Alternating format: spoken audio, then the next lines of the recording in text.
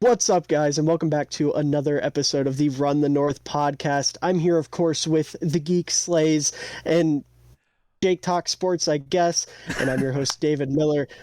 First of all, guys, how are we doing today? I'm doing all right. I would ask Jake how he's doing, but the Yeah, no, asshole. no, I'm the host today. Jake, Oh, how are you doing today? my bad. Good answer. Good answer. Very insightful. Very I'm sorry insightful. to hear that, by the way. No, no. Jake has some personal things going on, so he was not able to make the recording this week. Is what it is. He joined Aaron Rodgers in his 4 days of solitude. Yeah, he's helping Aaron Rodgers take on the Hat Man. So that's great. I love this. I love this universe that we're in now. It's just magical. Aaron Rodgers is out fighting the Hat Man. Aaron Rodgers is fighting the Hat Man. Brock Purdy didn't win Offensive Rookie of the Year. Thank God. Yeah. Oh, God. Thank you, Odin. Thank you. Okay, Yeah. this Shouts out this to man and his Marvel lore. No. I Odin, know. no. We're not. We've already No. had this conversation. I know. It's not not doing Marvel. this. I just wanted to piss you off. We're not doing this. Not today. Damn it. Not This today. dude played 5 minutes of God of War Ragnarok, and now he thinks he's him. Excuse me? First of all, I've already beaten it. Second of all, okay. Cared about Norse mythology long before God of War Ragnarok came out. He's capping. He hopped on the bandwagon. Don't let him trick you. Dog. It's all right. He's on the... God, I was about to say he's on the Bears bandwagon, but there What is no bandwagon? bandwagon. Nobody Yeah, there isn't- gives a fuck there- about the Bears. Says the Vikings fan. We have fans. Our stadium's Yeah. always purple. Yeah, but like... Yours is You always say it green. yourself all the time. The media hates y'all, and That's every true. other fan base hates y'all. It's so, like, true, though. Have you ever seen the shit? Actually, we'll get into that whole thing in a minute. Oh my! We'll get into all of right. that in just a bit. Okay, where the fuck is our Google Doc? Somehow we still got the segments laid out for us, which is great. Jake Yeah. is still hosting this, even though he's not here. He still made the doc. He's hosting for this us. from a better place. Don't say that. It sounds like he fucking died. You're the one who interpreted it that way. All right. Am I, though? Or did everybody interpret it that way? So, the Super Bowl's this week. Yeah. I don't know if anybody really cares, though. Like, Super Bowl even matter? I'm just waiting for it to end so I can go look at draft prospects. I've got my notebook here that I'm going to fill with prospect information. I'm going old school this time around because I'll actually remember things if I write them down. I'm excited. I should probably do that. Dude, I am so pissed. I recorded... So I sat down and watched Bijan Robinson tape for like 5 hours because he's the first player I'm doing prospect preview for. So I sat down, watched the tape, recorded for an hour, recorded the entire video. Never unmuted my mic. So, gotta redo. So, it definitely won't be as good as it would have been because the second try is never good. Ever. That's true. So, yeah, that part's tough, but Bijan's great. And I was 100% right with my comp for him just based off the little bit of highlights I've seen. I was 100%. That comp again? David Johnson. Ah, yes, of course. 2016 David Johnson, to be specific. No, he means washed up David Johnson. No. He is very low on Bijan Robinson. No, I'm very high on Bijan. I think at his peak, he would be 2016 David Johnson. Where I expect him to be is Joe Mixon. Ooh. And I think his lowest end is like a decent starter. Like, I really do not see a world where he sucks unless he gets hurt. I just really don't. I saw a mock draft today where he went in the top 10. Based off of talent, he probably should. But running back shouldn't go in top 10. What team do you think he went to in the top 10? Somebody Wasn't a team that traded up. Somebody it's a team that already has a top 10 pick. Somebody stupid. No, the Panthers would actually make sense. Well, that's who it was. Really? Okay, at Yeah. least that kind of makes sense. Why Yeah, they no, I wouldn't don't take a disagree. quarterback is... All the good ones were off the board at that point. Oh, okay. Oh, even like Levis and Richardson were also gone? Yes, Oh, both of them okay. were gone at that point. It Then was, yeah, take Bajan and see what Matt Corral can do with great weapons. Fuck it. well, no, he said in his mock, like, off-season that he was doing, it was that franchise guy, Marcus Whitman. I'm Okay. not sure if you're familiar with him. Not actually, but I download all of his draft classes on Yeah, Xbox, so... Yeah. I tend to take his word pretty solidly. Him and Brett Coleman are kind of my two go-to. He's more of a draft guy for me. But when it comes to like overall ranking type things, I tend to value his opinion pretty high. So I was pretty surprised, but also I guess if he's this great, it makes sense. But in his mock off season, he had the Panthers getting Derek Carr and then drafting Bijan Robinson. I don't see a world where Frank Reich goes for another veteran guy. Well, I just Derek don't. Carr already apparently denied an interview with the Panthers, or was like on his way and canceled. That's So- fair. That's fair. Well, Yeah. is it? I don't know. The Panthers would be a better situation than the Saints. We can talk Yeah, about but- Carr later. We need to get into the Super Bowl preview. But I want to talk about Derek Carr we now. will. We will talk about He's Derek better Carr. Kirk We'll Cousins. talk about worse Kirk Cousins. Actually, no. He's neither. He's just Kirk Cousins with mascara at this point. That's it. That's valid. It. That's it. They're the That's same valid. dude. Yeah. Anyway, Super Bowl. Yeah, Super Bowl. So, I'm going to let you start because I Okay, don't know what the grand. fuck I'm doing. So, yeah, what are your biggest storylines going into this game? Well, if we're talking just pure storylines and not getting into like the matchups and things like that quite yet, the biggest storyline for me is, unlike last year, this year's Super Bowl will feature a fullback, and that makes me pretty happy. Okay, that's Miller's biggest storyline. Shout out Michael Burton. Somehow former we're going to Chicago be Bear. the only people who don't mention the storyline everyone else cares about in either of the first two storylines, because the real biggest one is it's Andy Reid's revenge game. Mm-hmm. That's the biggest one. Yeah. But I don't know. Andy Reid is great. Patrick Mahomes is great. The Eagles roster is just so much better. Like, Andy Reid is going to have to put on a fucking masterclass.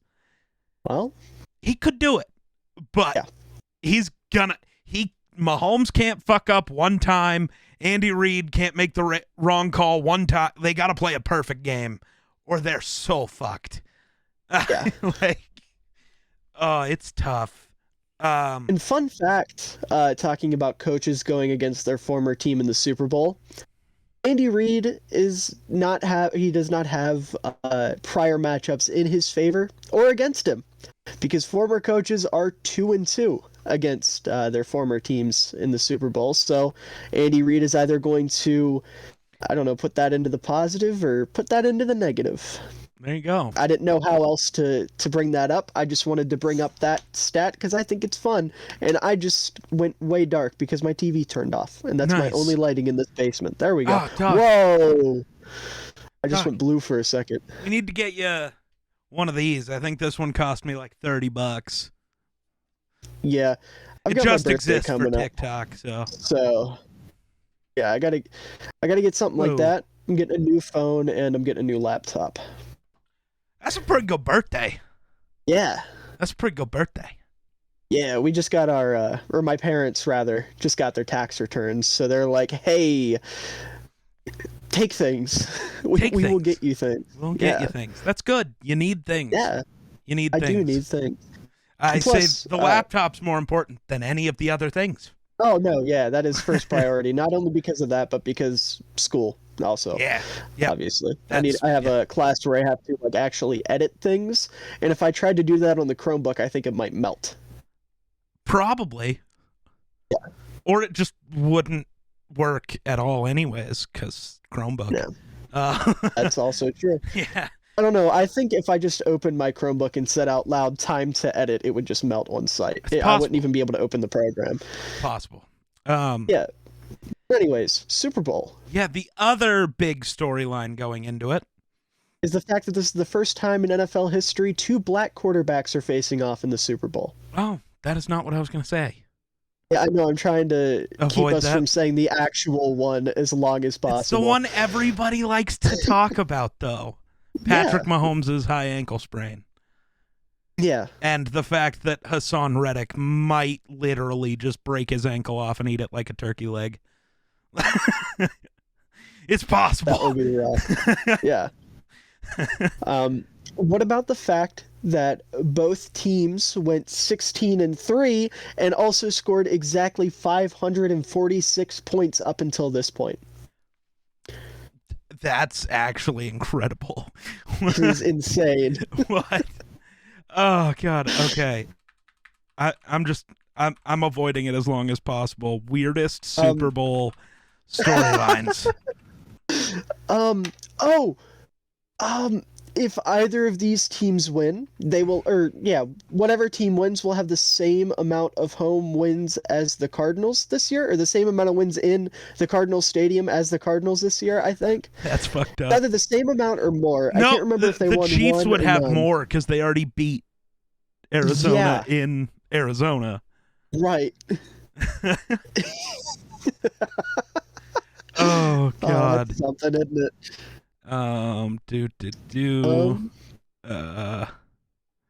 Mahomes now has the odds against him because he won the MVP tonight. That's true. And an MVP or a player's never won MVP and Super Bowl in the same year. Also, a quarterback hasn't. The Eagles have something in their favor. The fact that they're better? No. The last 6 years, the team who wins the Super Bowl has beaten Kirk Cousins. The Chiefs did not beat Kirk Cousins. The Eagles did. And the last, I forget how many years, Super Bowl winning team played the Bears in the regular season. The Eagles played the Bears. The Chiefs did not. Also, a weird random Kirk Cousins fact. No team. No, this one, it still involves the Super Bowl. No team has ever won the Super Bowl after losing to Kirk Cousins. So you should have known the Bills had no shot. The Giants had no shot. The Bears had. That's the only reason we didn't have a chance. That's true. That's the only reason. Yeah, for sure. Packers never had a shot. Well, I don't know. The Vikings beat the Packers this year, right? Or am I tripping? Week 1. We kind of smoked them. Yes, of course. Of course. You're right. We lost later in the year when it didn't matter. The Packers. Yeah. Because they suck. They became irrelevant this year, which was wonderful. Nice. Yeah. Jake, do you have anything to say about that? He's speechless. It's tough. Absolutely speechless. Okay. But yeah, okay. Are there any other storylines? Not really at all. Like, it all right, then let's I guess move on. there's that one silly thing. It's the first time 2 brothers are playing against each other in the Super Bowl. I came up with another one as you said Damn that. it! God damn No! What'd you come up with? We'll avoid it. One of the Kelseys have a pregnant wife, and there's a non-zero chance that she'll give birth during the Super Bowl at the stadium. Yeah. I can't remember whose wife it is. Jason. Whose is it? Because I don't think Travis isn't married. Oh. I don't think. Listen, I'm gonna be real. I don't know enough about the Kelseys' personal lives. No, I watched the New Heights episode where they were talking about that. Yeah, I watch a little bit of it here back and forth. But apparently, Travis Kelce is just single. Good for him. Yeah. But no, does it even matter? Like, I get they're brothers and that's cool, but like, who fucking cares? Yeah, I like it. I think it's cool. No, it's cool, but like, why is everybody acting like it's the biggest deal in the world? Because it's not even like they match brothers... up against each other. No, but they're the Kelce brothers. Everybody loves the Kelce brothers. That's valid. They're both awesome. If this was like, no, because everyone also loves them. The McCourtys? No, everyone also loves them. The McCourtys? No, because they were just on the same team, and they still would have found a way to hype that up because Patriots. Well, no, they played not on the same team a lot, actually. Yeah, but they went to the Super Bowl in the same team, Oh yeah, didn't they? yeah. I think so. Yeah. I don't know. What's a What really are some shitty random pair brothers? of brothers? What are some shitty brothers? The Fullers. That's No one true. would care if the Yeah, Fullers went. probably not. Yeah, Except for Broncos, Bears, and Commanders fans. yeah. The only two that came to mind before that was like Rob and Glenn Gronkowski, but Glenn They're just Gronkowski was a Gronks. fullback. Yeah, Good Lord, I can't say his name. Glenn Gronkowski was a fullback, and Gronk is Gronk. So was one of the other So people would have cared. Gronkowskis. There were two fullbacks, weren't there? Oh yeah. Yeah, Chris. Right? Was Chris a fullback? Isn't he the one who posts on TikTok, or is that Glenn? I don't know. I just know Glenn was a Whichever fullback one for of the them's on Chargers. TikTok is also. Yeah, so they're two fullback Gronkowskis. Oh, I didn't know And then that. Look at that. Gronk gets to be an honorable fullback just because he's Gronk. He's an honorable whatever he wants to be. Listen, if Gronk walk it, except for a member of the USAA, that's the only thing Gronk isn't allowed in. Anything else, he can be an honorable member of. That's fucked up. I love listen, those commercials are the goofiest, corniest shit. Dude, I love them so much. The only he reason walks you up to like that him is lady because and it's he's like, I Gronk. wish I had one of those. And she's holding her fucking baby. So funny. The only reason they're entertaining is because it's Gronk. If it was any other NFL player, it'd be an awful commercial. Yeah. Because no one else can pull off Clueless like Gronk, because he genuinely looks like he just stumbled into somebody in public and they happen to be recording it. Yeah, because Gronk just... I love Gronk, but he just looks like a goober. That's it. He's just a goober. That's why we love him. Right. Tight ends are just such lovable goobers, like George Kittle. I love Not George all Kittle. tight ends, though. Well, Gronk's teammate wasn't a lovable goober, that's for sure. For sure. That's for sure. But a lot of tight ends are lovable goobers. Yeah. TJ Hawkinson, lovable goober. Cole Kmet, lovable goober. George Kittle. Darren Waller's not a goober. Nah, but he's lovable because he's got a good story. He does. He has a great story. Travis Kelce, lovable goober. Yes. He called the mayor of Cincinnati a jabroni on live TV. Yeah. What a guy. What a guy. Yeah. Yeah. But I was going to say the other brothers that I came up with for a second that I thought maybe they wouldn't care, but then I realized people would, were the Long brothers, because they're also just lovable goobers. The Long brothers? Did you not know Kyle Long had a brother? Oh, fuck. No, I was thinking of Jake Long. I was like, dude, he's not a Long. What are you doing? Kyle and Chris Long. I also totally forgot Kyle Long was, like, actually a Long. Like, the same family. Gonna be honest. How are you Howie Long's son and you play on the offensive line? What kind of loser are you? Go be a defensive end like the other Longs. He was a defensive end, and then he switched to the offensive side because he was he better wasn't good at it. Which means how can he be Howie Long's son? If I'm not mistaken, these two events might not actually correlate, but I'm going to make you feel real bad. He got cut from, or actually, no, I guess you wouldn't feel bad because he was the one that fucked up. Never mind. He got cut from a college program for a DUI and then transferred, and I think that's when he became an offensive lineman, was when he transferred. Gotcha. But he did struggle with alcoholism, and then he overcame it. There you go. Yeah. But I love Kyle Long. He's my favorite player ever. Interesting. A right guard is your favorite player ever. That's damn straight. Interesting. Right guard and right tackle. Thank you very much. The fullback man's favorite player of all time isn't a fullback. He's a fraud. Exposed. It's because all of my favorite fullbacks that played when I was... Let me put it this way. All of my favorite fullbacks of all time either played after Kyle Long or before I was able to consciously understand that football happened before I was alive. So, like, Mike Allstott's one of my 5 favorite players ever. He's my favorite non-Bears player ever. Ooh. My favorite fullback ever. Who is my favorite non-Vikings player ever? That's a good question. Oh, no, it's not. Nnamdi Asomugha. Duh. Oh, yeah. I've talked too much about Nnamdi for it to not be Nnamdi. We've talked too much about people that aren't involved in the Super Bowl this weekend. Yeah, because... okay, first of all, we've talked about the Super Bowl a lot. Even on this show. Yeah. Mm-hmm. And, like... I don't know. I don't know how quickly I want to get into the fact that, like, the Chiefs' only hope is that Jalen Hurts plays a bad game for the first time all season. Like all season? Yes. Okay. Last week was his worst game, and it's mediocre. Like, okay, that's fair. And if he plays like that, they still beat the Chiefs by multiple scores. Yeah. Okay, that's fair. He has to be legitimately bad. Well, if any defense is going to do that to him, I feel like Kansas City's might have the best shot just because of how they play. They match up really well against Jalen Hurts specifically. Cool. Can they stop the run? No. Leo Chenal breakout game. I'd be down because it would hype up my prospect that I loved, but also I would hate it. That we love. You forget he was my LB2. That's true. See, but he was my LB1, so. I just couldn't move off Nakobe Dean. I could because I didn't love Nakobe Dean.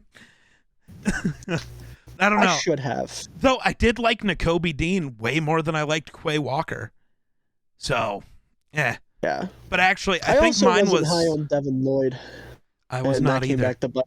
No, my top 5, I think I had Chenal, Muma, because I'm a homer. And turns out, might have been right. He might have been the better of the 2 linebackers they drafted, seeing as they benched Devin Lloyd for Chad Muma multiple times.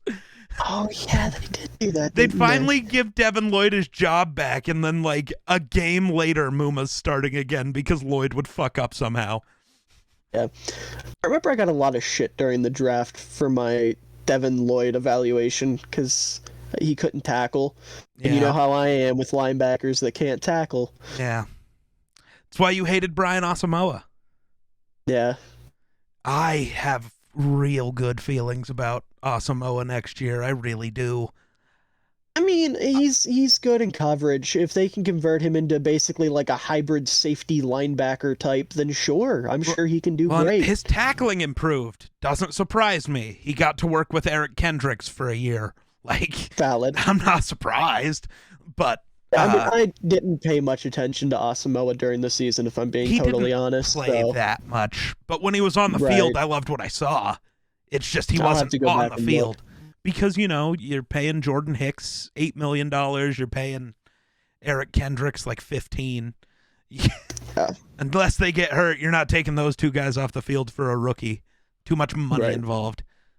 But okay, let's actually get into breaking down the Super Bowl. I don't know. I think realistically, the actual realistically, the way the Chiefs win is you need actually a Chris Jones masterclass. Yes. I think not only Chris Jones, but just anyone on the defensive front. You got to get pressure to Jalen Hurts. No one else is getting pressure, I promise. I don't know. Frank Clark is weirdly a Super Bowl demon. Yeah, but Jordan Mailata exists. And even if you want to go to the other side.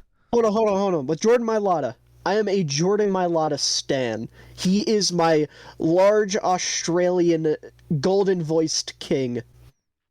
But that man is not the greatest pass blocker in the world.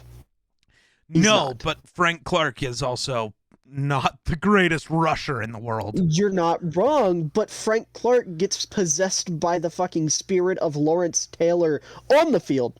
Not off the field, on the field. So he's doing cocaine on the field? The Super Bowl. Yes. Let's go.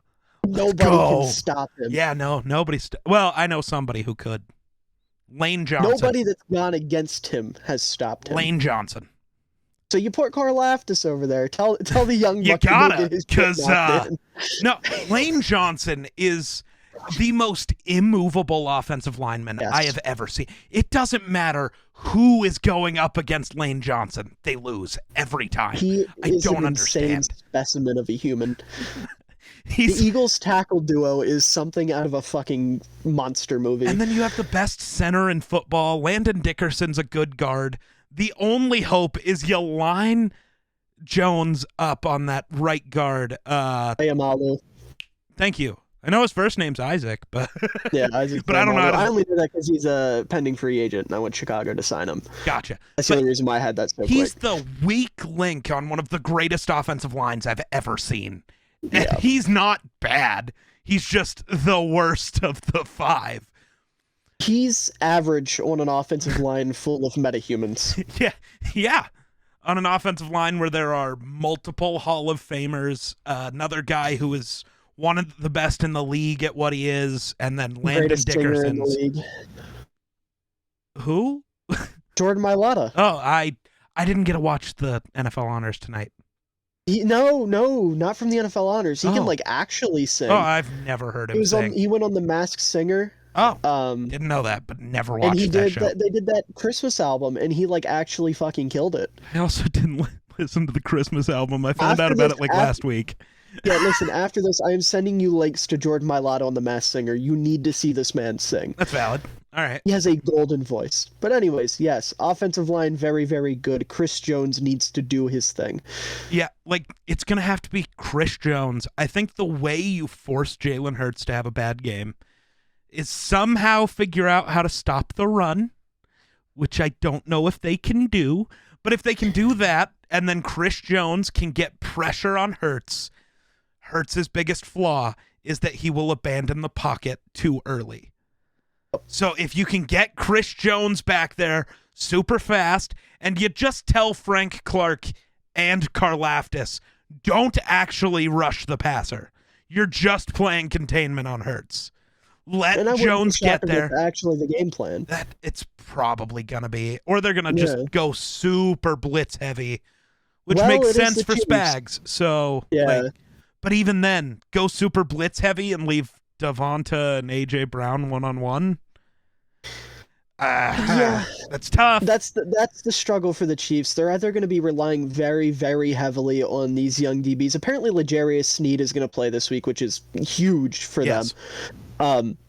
But you're either relying very heavily on young DBs to guard an unguardable duo, one-on-one on the outside, or you're asking your three-man rush to get home against the best offensive line in football. Yeah. It's rough. Yeah, it's the matchup for the Chiefs reminds me of the 2020 Bucks. I ironically have something similar to that in my notes that we can get to in a moment where we're talking about the other side of the ball, because one of the keys to the 2020 Bucks winning the Super Bowl is definitely going to be a factor in this game. Yes. Let's talk about it. Let's move over. Okay. So Patrick Mahomes in his career, let me get the exact number here. Yeah. Shit, where's it at? It's up here. Okay, so Patrick Mahomes, since 2020, has lost 11 football games. In 7 of those games, he's been hit in the backfield 10 times or more.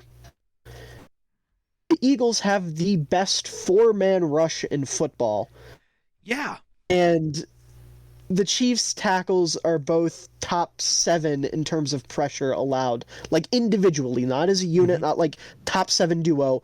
Each individual tackle, Wiley and Brown, is top 7 in pressures allowed. If they can get to Mahomes early, and they can continuously get to Mahomes, it's going to be fucking scary.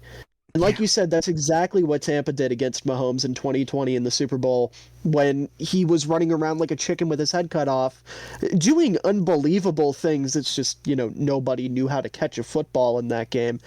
Yeah.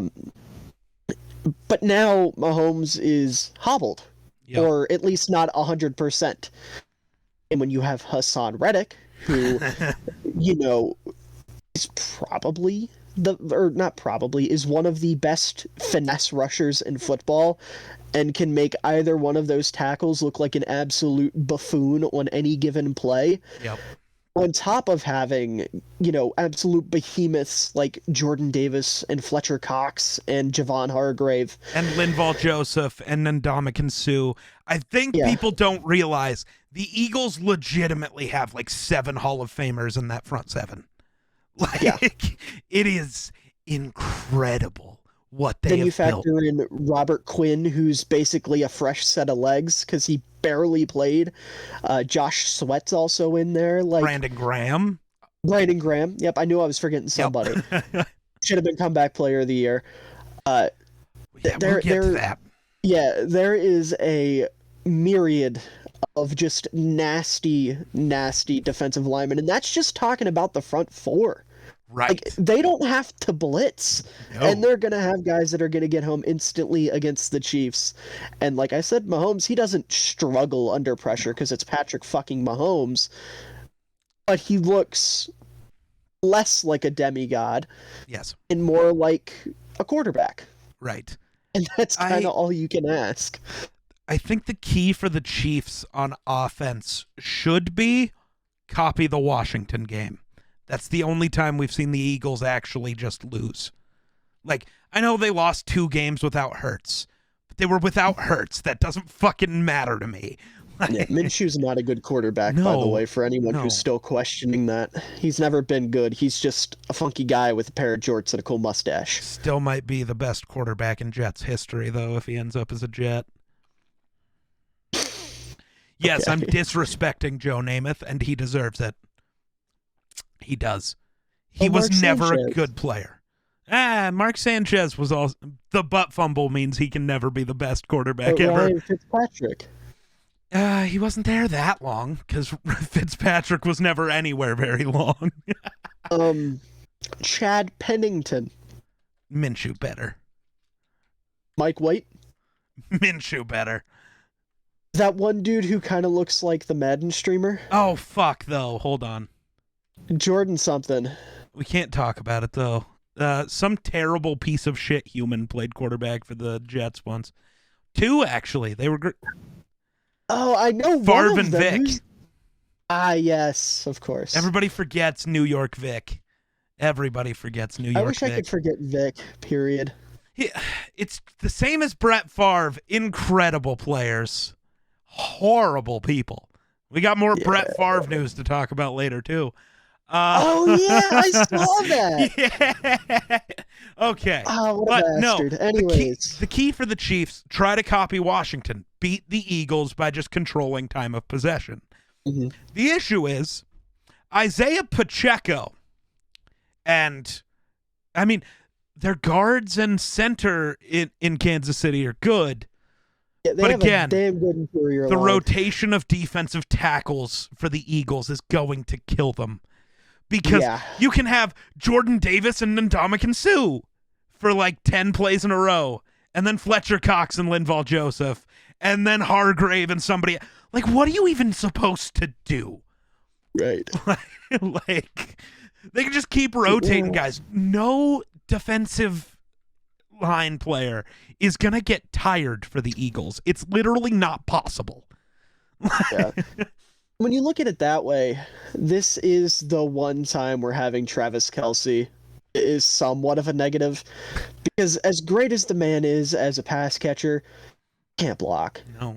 Can't block for shit. And if the Chiefs get in a situation where they need to run the ball, what the fuck's he gonna do? He's gonna sit there and look pretty? No. If they were smart, they'd line Kelce up as their ex-receiver and bring in an offensive lineman to play tight end. And there you go. I mean, honestly, it could work. No, I think that's actually like legitimately really smart. Probably, but I don't know if they're willing to do it, because the looks you get of Travis Kelce from tight end is better than what you'll get with Darius Slay and Chauncey Gardner-Johnson lining up on him. Right. He's locked. Game over. Like, I love Kelce, but look what those two did to JJ. Look at what those two did to every great receiver they've played. They just shut him the fuck down. Yeah. So, like they did to Chase Claypool. Ah, yes. Great receiver. Yes. Is he even wide receiver 1 in Chicago right now? Yes, because Mooney had a season-ending injury, and he still wouldn't be back from it if they were playing. So yes. He would be back if they were still playing. It's the fucking Super Bowl. He'd be there. Well, you know what I mean. Just like the anybody that questions like these guys with kind of like not super bad injuries. Well, are they going to play? It's the fucking Super Bowl. I promise they're playing, you fucking idiot. Like Chris Jones was talking about, he came down with something like a cold or had like cold symptoms. Oh no, There's the people flu legitimately game. questioning if the man's gonna play. Oh no. I just changed my pick. Chris Jones, Super Bowl MVP. Sorry about it. My pick's been the same. Anyways, I'm not changing it. okay. Anyways, yeah, it's tough. It's tough for the Chiefs. Yeah, it really is. I just don't know what you do when the other team's roster is that much better than yours. Like, it's not even comparable. It legitimately is like the first of the Heatles championships where they lost to the Spurs. Yeah. Because it's the best roster in the sport against the big three. The big three is probably not winning. I disagree. Mahomes, Kelsey, and Jones is just not enough. Mahomes, Kelsey, and Burton. No. Yes. We're not disrespecting Chris Jones like that. Fine. Then Michael Burton is the Mario Chalmers. Okay. Of this I team. don't know if you'd want to say that. The one that gets forgotten and then turns out everyone on that team hated him. Oh no, you're right. I didn't know they all hated they all hated Chalmers. Yeah, there's a reason Chalmers was a starter on championship teams and never got another job. Like, that doesn't happen. Yeah. Listen, So I don't know enough about basketball to know all that. I'm a big basketball guy. I'm a casual unless it comes to talking about Michael Jordan. That's the only time I care. Kind of casual. Nope, even then, still a casual. Because all the arguments you make for football players suddenly don't apply when it comes to Jordan. So, you hypocrite yourself. You're a hypocrite. Sports. Don't care. The arguments are the same. So. All right, whatever. We're not getting into this. We might later. This is a sports show, not an NFL show. Why would you say that? So, your Super Bowl pick. I want a score. I want a score. What's your prediction? Oh shit, I don't know. I suck at predicting scores. I'm gonna say 24-21. We get Patrick Mahomes in another situation where he's gonna drive the length of the field, get the team into field goal range, and then Harrison Butker's gonna hit a kick with time running out. I know all of the odds are against the Chiefs, fully aware of that. But there is a philosophy I stick to when it comes to picking Super Bowls. Don't pick against Brady.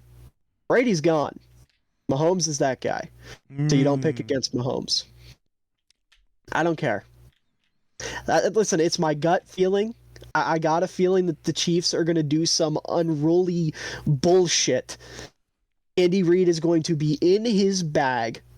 He's going to outcoach Sirianni. Love Sirianni, but Andy Reid is on a different fucking planet. Mahomes is going to be Mahomes despite the ankle injury. He's going to benefit from actually having receivers that seem competent. Unlike the last Super Bowl, even though he had Tyreek was not competent in that game. And that was the biggest victory lap game for my Tyreek Hill take ever. Because there was no argument. His hands are fine.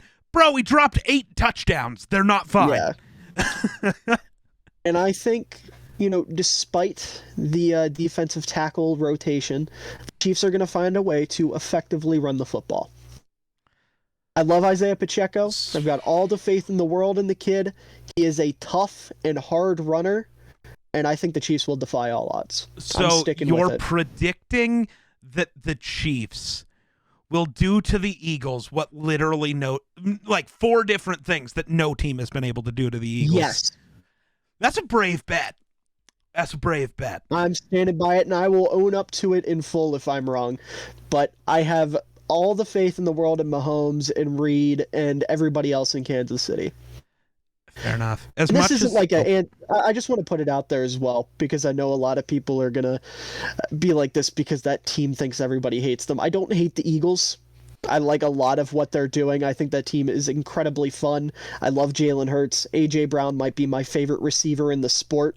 I love everyone on their offensive line. Their defense is fucking amazing. Jordan Davis is the human equivalent of the Incredible Hulk. Darius Slay is one of my favorite corners of all time.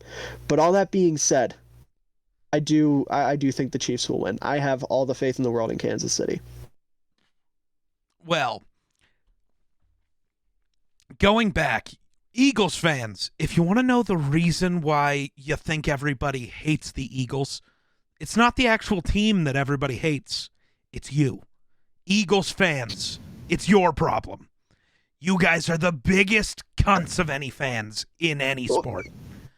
I stand by this. I'm not changing my mind. All right, well, I just want to put it out there. Steelers fans do exist. Steelers fans have never thrown shit at Santa Claus, so. You're right. I apologize, Steelers fans. Steelers fans also aren't on video literally eating horse shit, so. Yeah, I forgot about that. You know. Steelers fans also don't time, boo though. their team when they're winning, so, you know. When did that happen? Multiple times, actually. Eagles fans are stupid. Interesting. I mean, it's just like the 76ers fans in basketball. They're off. It's just Philadelphia sports. I don't know what's going on in that city, but my God, there's something in the water that turns you into a cunt. All of those awful things those fans have done, and you somehow skipped over the fact that one of them punched a police horse in the face. Oh, I didn't actually know that happened. That happened when they won the Super Bowl the last time, I think. Nice. I think that's when it happened. But a fan literally punched a police horse in the mouth. Is that assaulting an officer, or... I don't know how that works. I mean, they got arrested. I don't know what they got charged with, but maybe. Interesting. I'm gonna look this up while you give your spiel. I'm curious. Oh now. yeah, I gotta talk about this. No, for all the reasons we went through, I'm picking the Eagles. Also, I picked the Eagles to be here in the preseason, though I did predict them to lose to the Bills. But this is not the Bills. This is the Chiefs. Very different football teams in the way they're built. And I don't see a world really where the Chiefs can overcome everything going against them. So, what's up? I'm sorry. Finish your thing and then I'll... I'm picking the Eagles. I wanted to be a dick about it and say 24-4. The Eagles would score 4 touchdowns, but also have 4 one-point safeties on their extra points. But interesting. Yeah, I also thought about being a jackass and just being like 6-1. That's the final score. 6-1. But no, I'm going 38-24 Eagles. Okay, so the dude who punched the horse, his name is Taylor Hendricks. Okay. And he was charged with Be careful, reading people's charges might get you sued for defamation, even though they're being charged with it and it's factual. Well, he got charged with some stuff, and then it got cleared. What did he get charged? Was it assaulting an officer? No, it was aggravated assault. Oh! Yeah, but then, after the fact, a couple years later, he broke into somebody's home and beat him and his wife up and got sentenced to 23 months for that. And then his defense attorney said, quote, "He's a pretty responsible guy except for his periodic bouts with drinking." There you go, ladies and gentlemen. That's what made me laugh. He's a pretty responsible guy The man who punched a horse in the face is a pretty responsible guy. What's worse, punching the horse or literally eating the horse's It shit? happened twice. He punched two Two horses? different Eagles fans punched a horse. Oh my god, Eagles fans! The other one was a 19-year-old in 2018. You know what? Now I'm Googling it.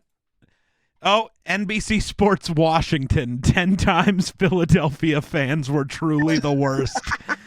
This is definitely unbiased, for sure. Okay, so... No, climbing light poles this is not... guy punched a police horse twice in the horse's right front shoulder and then hit the officer right below his eye, ripped his shirt and sweatshirt off, and bolted and tried to blend in with the crowd. Nice. Dude, what the fuck? That number 3, the time one guy intentionally threw up on an 11-year-old girl. What? Oh. A 21-year-old fan named Matthew Clemens and his friends were escorted by security out of their seats for unruly behavior. On their way out, Clemens reportedly leaned over, put 2 fingers down his throat, and started vomiting on an off-duty police officer and his 11-year-old daughter. Oh. What? Philadelphia, the dog. shitty thing is that's not the only story that I can think of someone related to one of the major sports like releasing bodily fluid onto a young girl. Eagles win. Game over. In 1983, a bunch of Eagles fans assaulted Chief Z, the older dude who dresses up in the weird Chiefs outfit for games.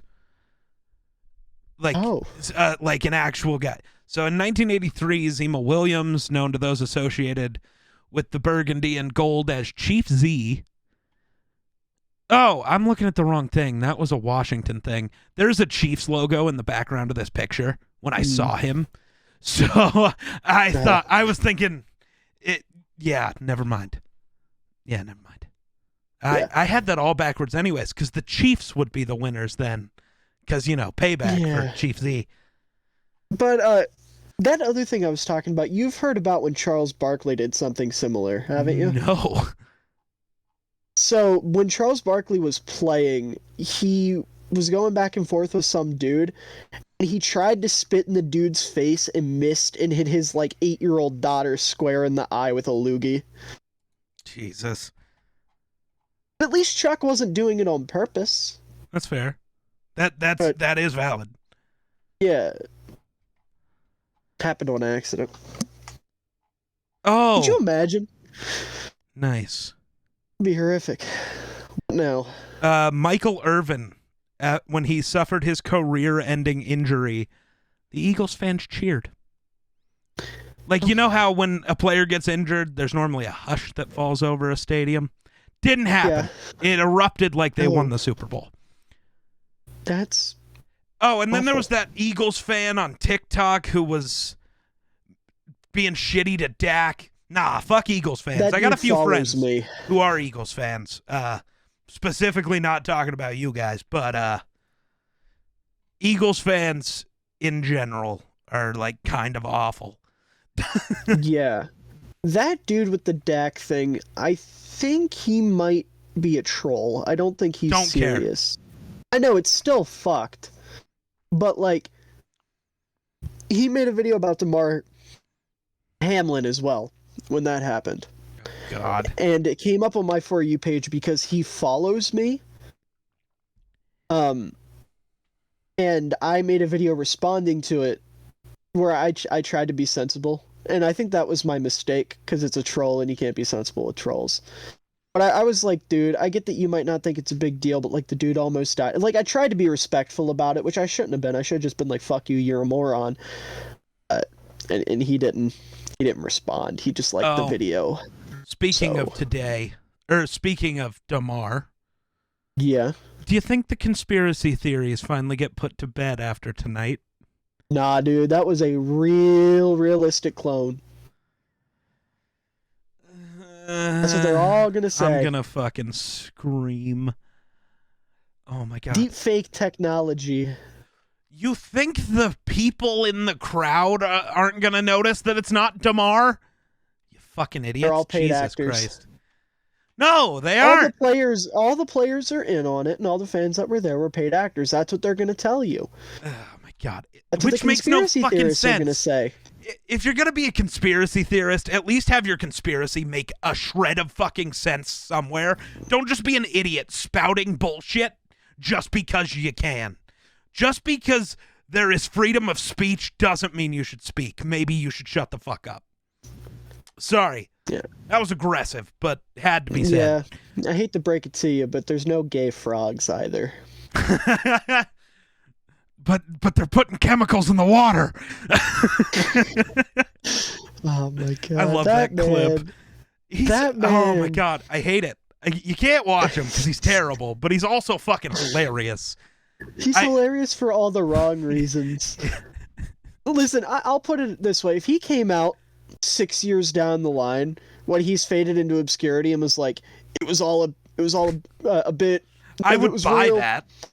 I would buy it, and I think it would be the greatest troll ever conceived. It was great. It was wonderful, and it pissed so many people off.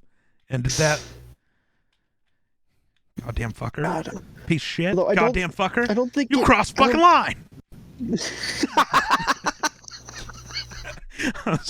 I forgot that was him too. Oh god. My god. Yeah. Okay. I think we'll save what Jake had as the second segment for next week. Hold on, Jake. Who's your Super Bowl pick? He's got Bengals over Niners 12-9.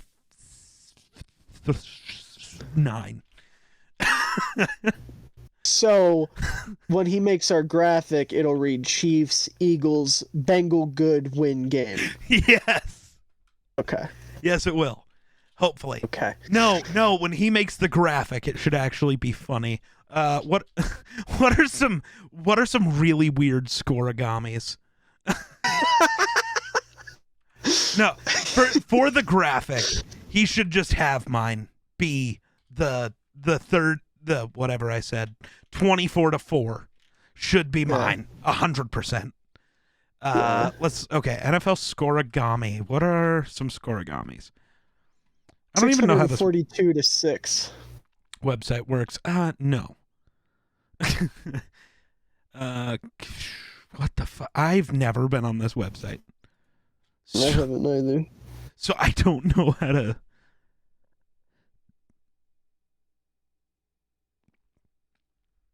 Okay, we could go 29 to 12. That would be a scoregami, and it's a really fucking confusing score. And then Jake should just be outlandish. Whoever he picks, have it be like 50-0. Just for fun. 642-12. There you go. Well, or if you're gonna do that, have his be 29-12. Or no, I was saying that should be Jake's. The 642-12. Okay. So yeah, Jake. I'm just gonna text this to him now. Yeah. Okay. So while you do that, I have a fun sweatshirt on. It's got a bunch of Marvel characters on it. I like it. Nice. It's got nice. Captain America's right there, Daredevil, and the Human Torch. Vision's right there. I like Vision. Let's see what else we got. There's Cyclops, the Punisher. He's over here by himself. The Falcon. It's hard to do this upside down. There's Iron Man. You can't really see him, but he's in the back. What's something goofier? Sorry. There's Wanda. There's She-Hulk. Oh, She's in there too. Wow, that's a scoregami, huh? And there's the Hulk. There's Bruce Banner. 32 to 22. Oh, and there's Doctor Strange. He's got his funky comic cape on. I like that. So do you want to go 39-19? Uh, 29-12 seemed I think that's odd. Colossus. Not sure. It's either Colossus or Thanos, but Thanos wouldn't make sense because these are all good guys. Oh, there's Wolverine. Didn't see him. He's crouched down because he's a little guy. This fucking guy. Oh, there's Beast. Don't know how I didn't see him. And there's Black Bolt. Okay, being genuine though, let's talk about what stupid score you want to pick. Are we all picking stupid scores? Yes. So there's really weird ones. I don't know. Do you want it to be a blowout in the Chiefs' favor or like kinda close? Do like like a 2-point game. I'll see what I can find. 43-45. Has that ever happened before? Ooh, 43. No, I don't know. That's so weird. Oh, actually, 45-43 apparently has never happened. There you go. Okay, Miller has Chiefs 45-43, and you should pick a random Oh, there's Thor. I didn't see him. scorigami. There's Thor. And Spider-Man, he's all the way down here. He's doing his little Spidey pose. Okay, Here's the thing. you're getting your phone's gonna buzz too. I just texted the group Yeah. chat. All right, listen, geek. Yeah. Here's the thing.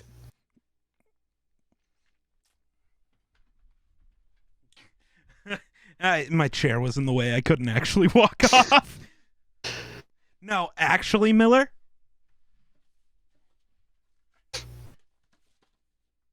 Oh, You're fuck, gonna he's have not to on look. there. Now I would have to go through the book to find him. I know he's in the book. No, it's the Yep, mine's right here. it's the Marvel Encyclopedia. Oh, that's pretty cool. I keep seeing that at my bookstore.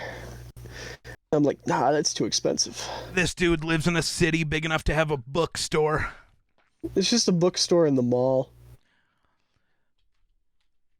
The nearest mall is like over an hour's drive away. Okay, you dog. live in bumfuck nowhere. Valid. Okay, so the next thing is supposed to be the NFL honors. Real quick, Yeah. how were your picks for the NFL honors? What'd you do? The ones I just did or my preseason picks? The ones you just did, because I don't even know my I got preseason picks. all of them right except for Defensive Player of the Year, which I switched at the last second like a moron. I switched from Bosa to Chris Jones at the last second, and then I almost get did it. that as well, but I didn't. I think Chris I went. Jones got fucking robbed, by the way. I think I went perfect.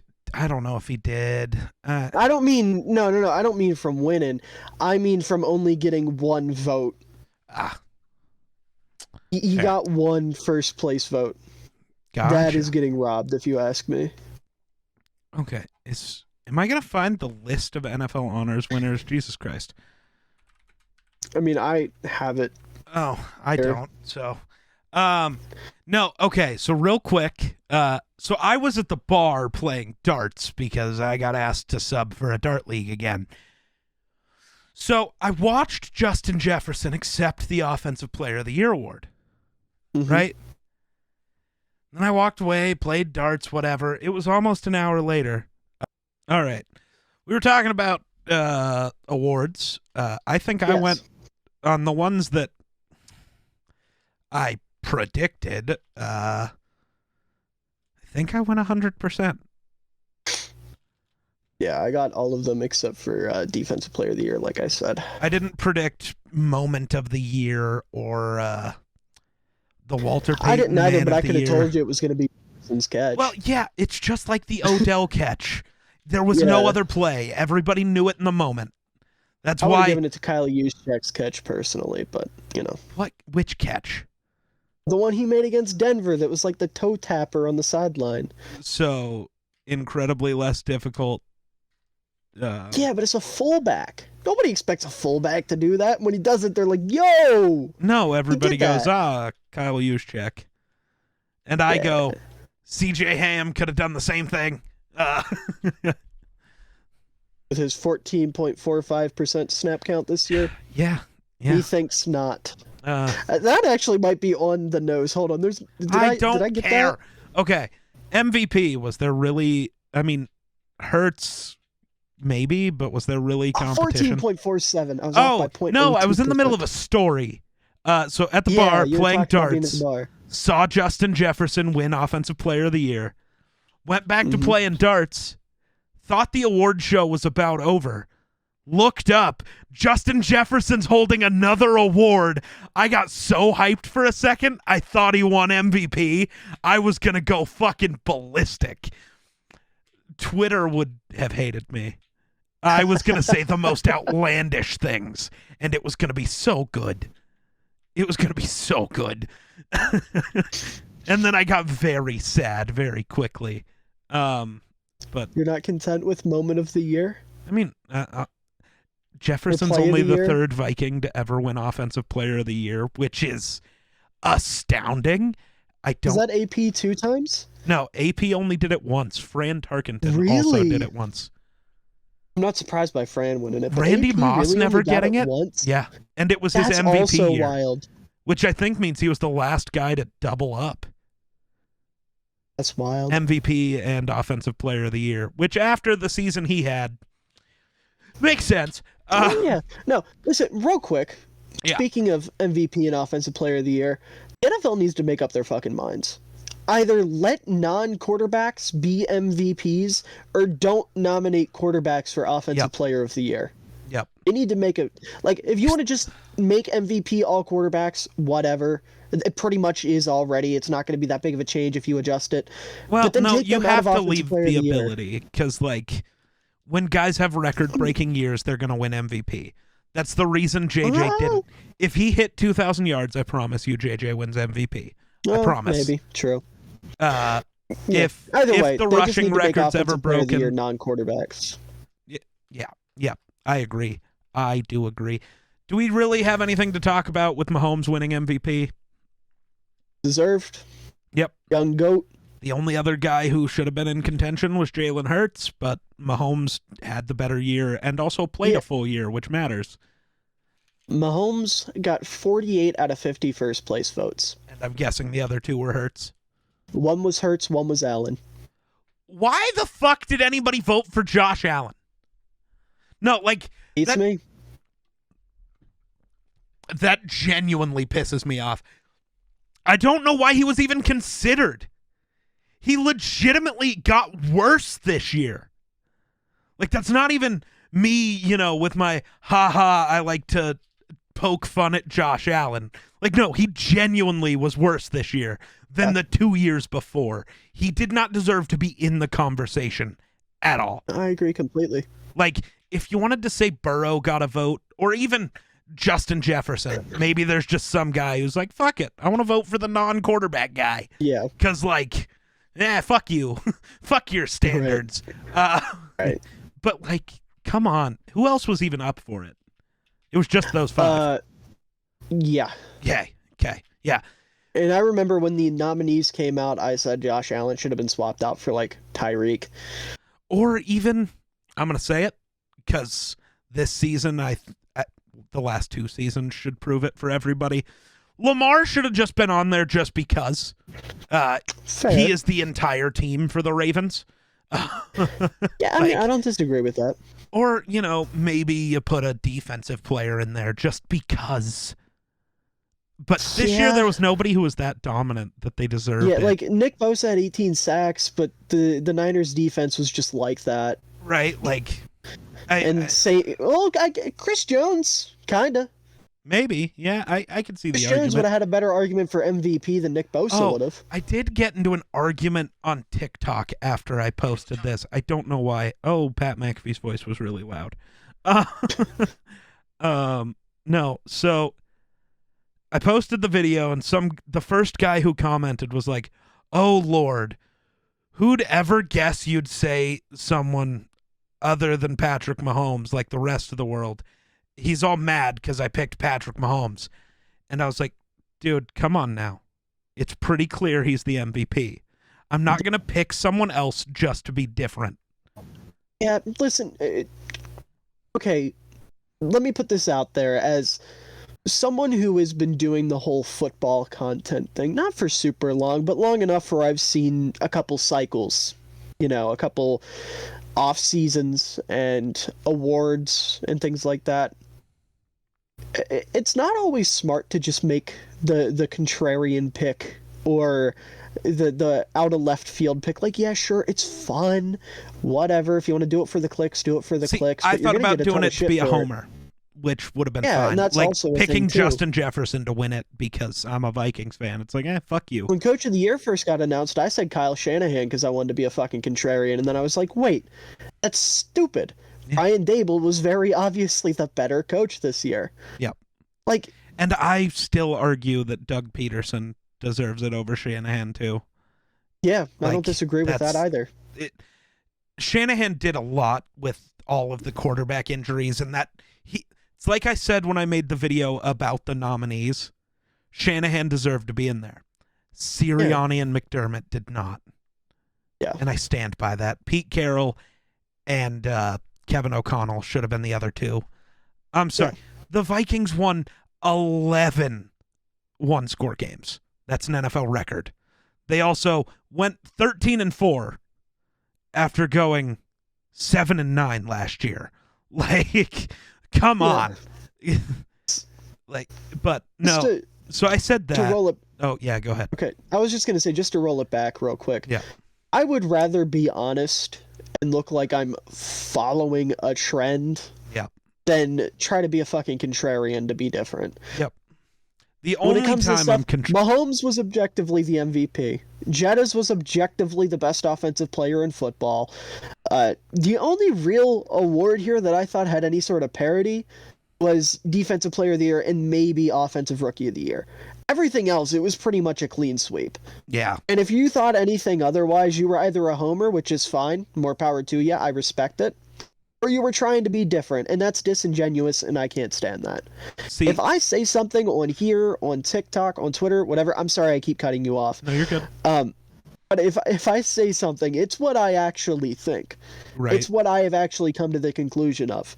Whether it's the consensus, completely out of left field, something I just came up with on a whim, it's what I think. I'm not going to bullshit. Right. I'm not going to make shit up. I'm legitimately fucking addicted to fullbacks. I legitimately think every NFL team would benefit from having one on their roster in one way or another. I legitimately think that Patrick Mahomes is the best quarterback in football and deserved to win MVP. I'm not going to make some shit up for clicks or to be funny or different or whatever, and I think it's stupid that anybody does that, because that's how you end up with people like Fantasy Football AZ who don't know what the fuck they're talking about and just say whatever the fuck they want. Yeah, I still wanted to pick Jalen Hurts just because that was my preseason pick. But even then, I wouldn't have hated you for that. That's kind of why I was leaning Shanahan, because I wanted to be right. Right. And I mean, I legitimately thought Shanahan had an argument too. It's not like I was just like, oh, I like Shanahan, I'm gonna pick him. Same with Hurts. Like, he has an argument. It's just Mahomes had the better year, and Hurts had the better supporting cast, and Mahomes has the storyline, which matters. Precisely. That's the big thing. Losing Tyreek and still being fucking incredible. It's like, okay. Yeah. He has the storyline. But and at the end of the day, that's what MVP is. It's a storyline award over everything. Like, coming into the season, I had Brady as my MVP because I thought if he goes out there and plays at a high level at whatever, what is he now, 45? After coming out of retirement, he would have gotten the MVP, but unfortunately, Brady played very not Brady-like, so it didn't happen. It's the same thing as when Adrian Peterson won it. I almost believe that he would have just won Offensive Player of the Year if there wasn't the story of, he's coming back from a torn ACL, MCL, and PCL, and destroyed the cartilage in his knee, and he played a game 6 months after the injury. And then had one of the greatest rushing seasons ever off of that injury. Like, he had the storyline. Yeah. Coach of the Year. Rodgers had the storyline last year. Yes, he did. Same thing. Yes, he did. Sorry, I didn't mean to cut you off again. You're good. You're good. It's Discord. It's Discord. Yeah, true. there's the delay of Discord makes it really easy because I'll think you're done with a sentence and try to jump in, and he wasn't. My bad. But no, Brian Dable. Well, I gotta be more. God damn it, Brian Dable wins Coach of the Year. Fuck it, I'm just getting it out. Talk. You talk. I was just gonna say I'm trying to be more conscious of talking over people now because of how poorly we've treated our poor friend Jake, who hasn't been able to get a word in at all today. Feel very bad for him. Yeah, I don't. Jake, what did you think of the MVP? Rodgers. Shut the fuck up won. about Drew Lock. Oh, I went for Lock Rodgers. was not the MVP. Rodgers was the MVP. Because he still owns the Bears. Was the MVP. There you go. Well, we'll see. Actually, no, the MVP will be decided if Rodgers walks out of that house or not. It's either the Hat Man or Rodgers. God damn it. Anyways, Coach of the Year, Brian Dable. Big dubs. Yeah. Dude, what Dable did with the Giants is just incredible. Oh, no. Hold on. I'm going back because I never finished the argument. Argument with the guy on TikTok. I literally started this, and then you took over, and then I totally spaced it. So I said, I'm not going to pick someone else just to be different. We went on our whole tangent. He said, seeing as what happened now, but I was telling my friends, if Burrow would have went into Arrowhead again and beat Mahomes, you can't give it to Mahomes. Dipshit? So I just replied, the awards are regular season only. Burrow beating Patty in the playoffs again wouldn't have fucking mattered. Dumbass. What are we doing? No, I literally, this is like the third comment today I've responded to with Google is free. Try it sometime.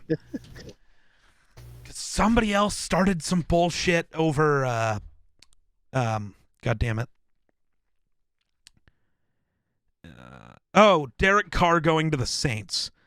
I made that video because how do you make it work? The Saints are negative $80 million in cap. And this guy goes, they don't have to lose a lot of pieces. They got picks from trading Sean Payton.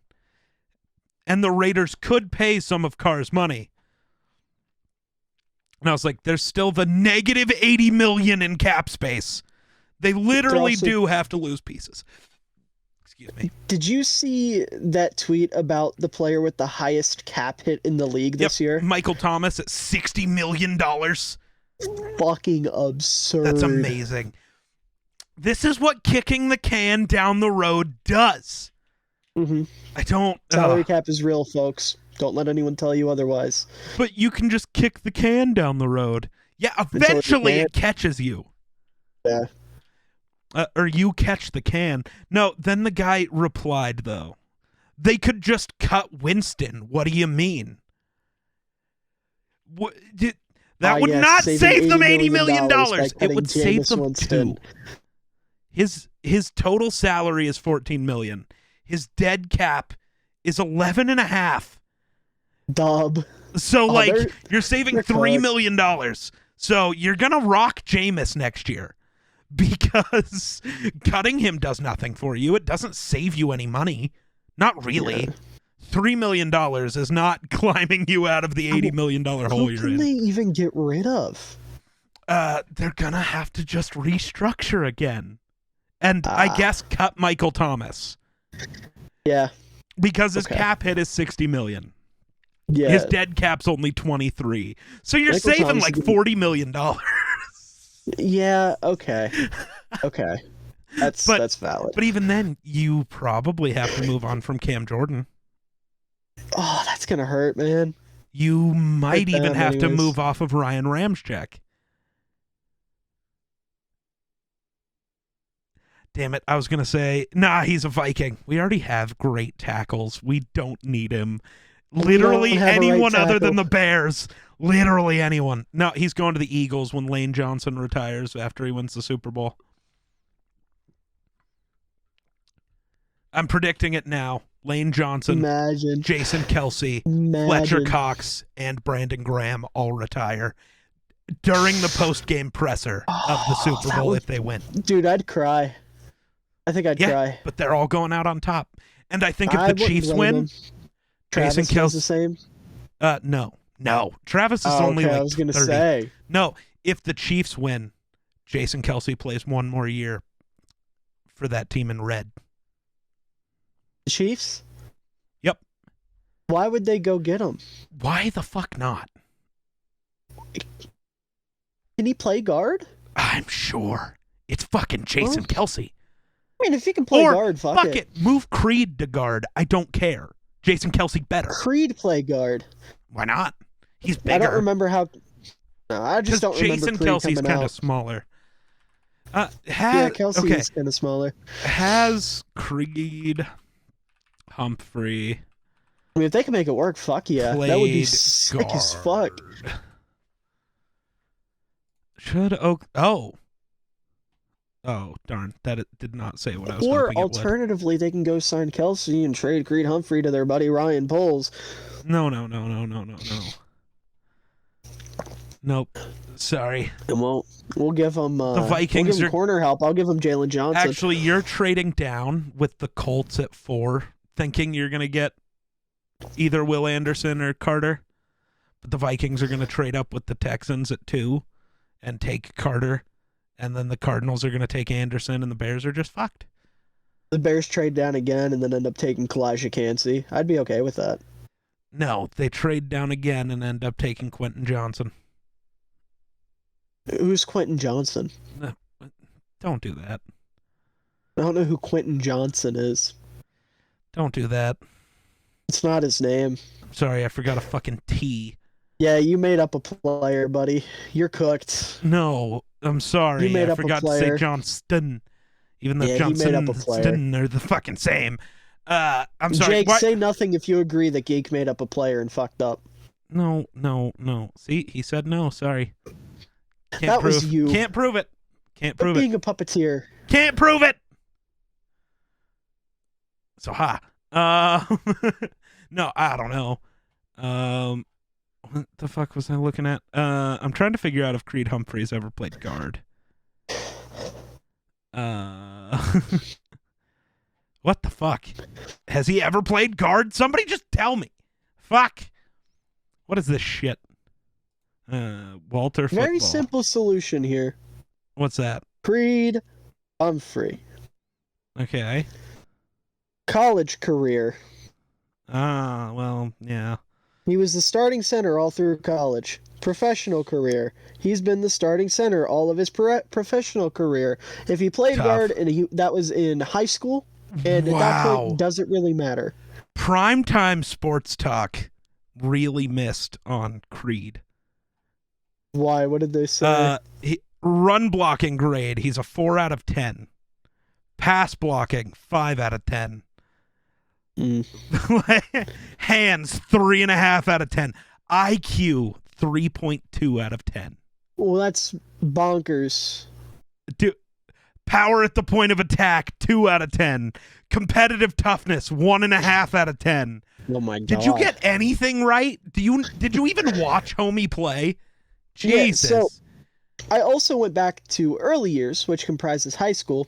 He played center and defensive line. Either way, you make it work. Great players are great players. Figure it out. That's fair. Jason Snap 2 balls. Fuck it. Jason Kelce plays tight end.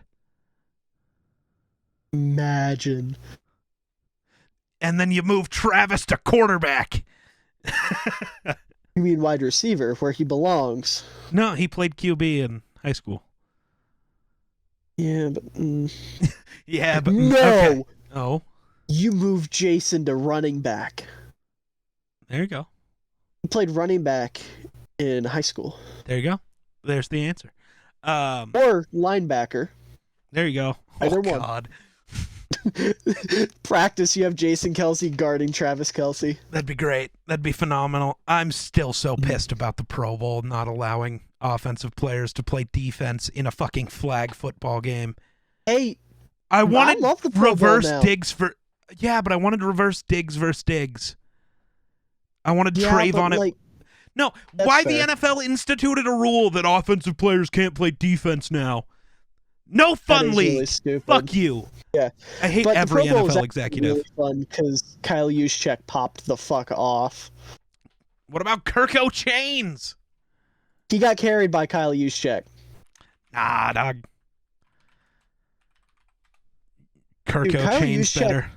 threw a dot, like extended for a pass, did some crazy flea flicker Texas route, Yep. and then scored another touchdown. Oh my God.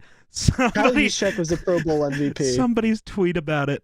It's a picture of Brady and Manning. Mm-hmm.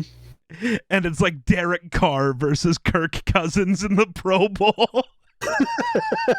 Which is accurate. Never been a better Pro Bowl quarterback than Kirk Cousins. Like, legitimately, it's weird.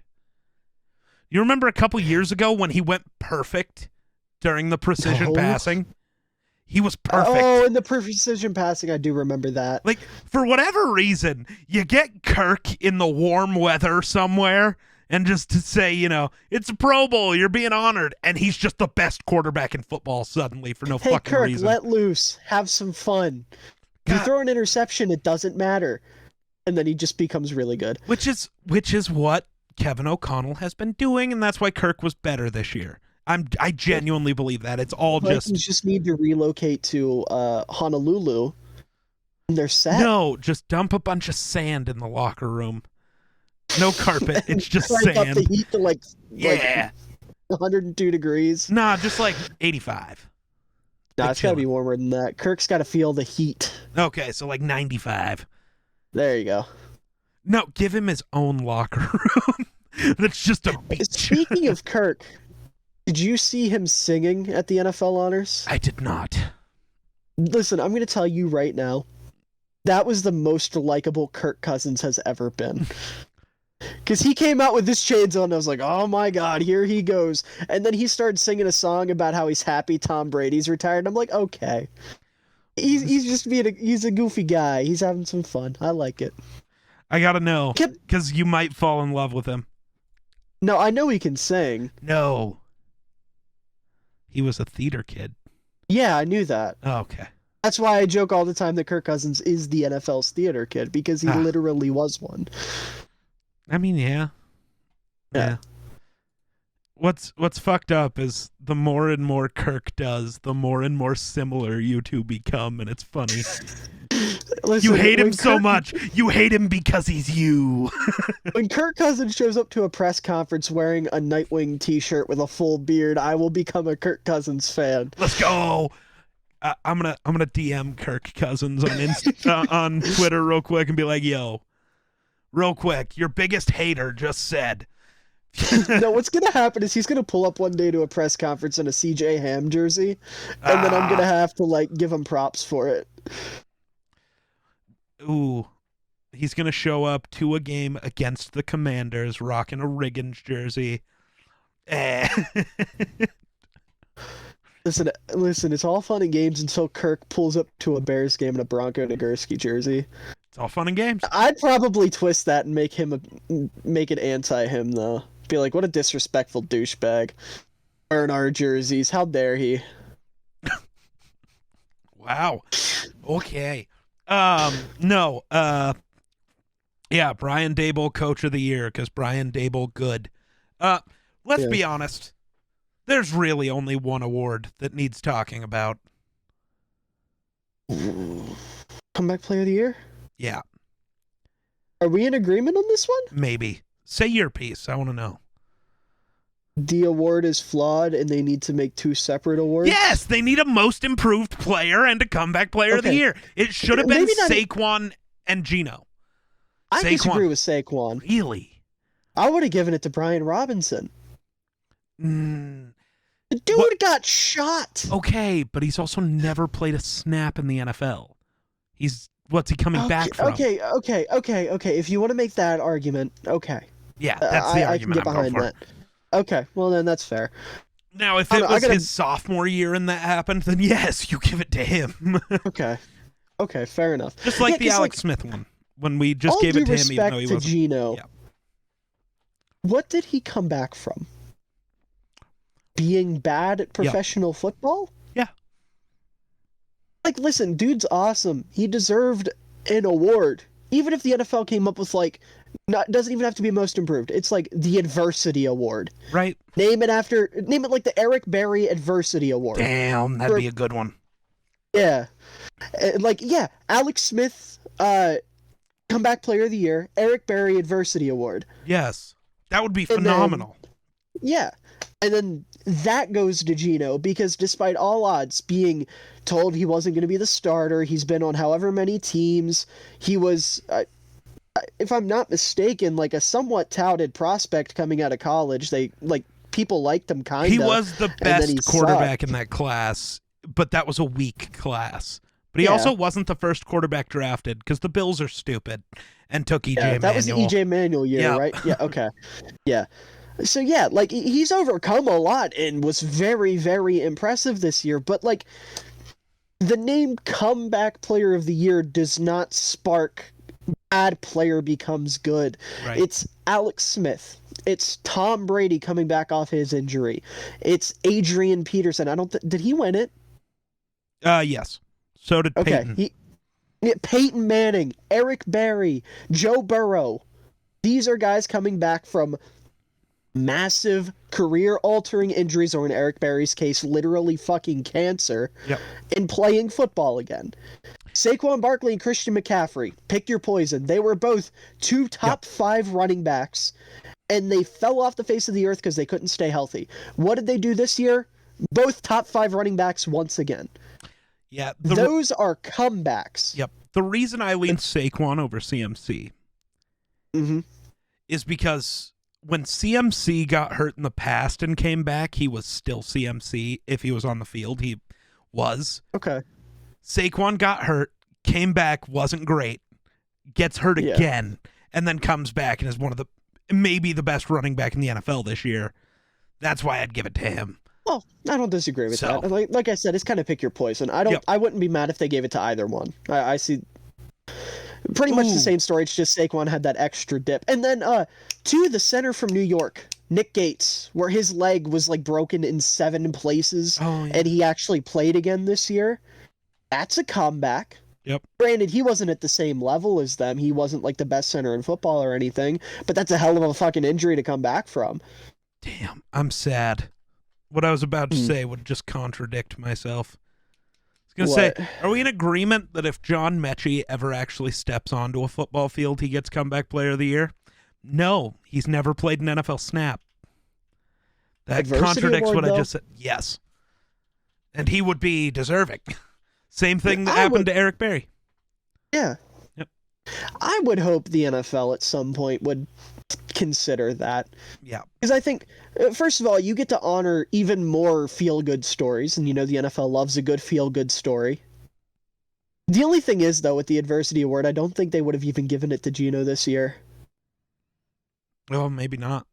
I think they give it to Hamlin, if they have that. Yeah. Maybe. Although, maybe they don't because he didn't play.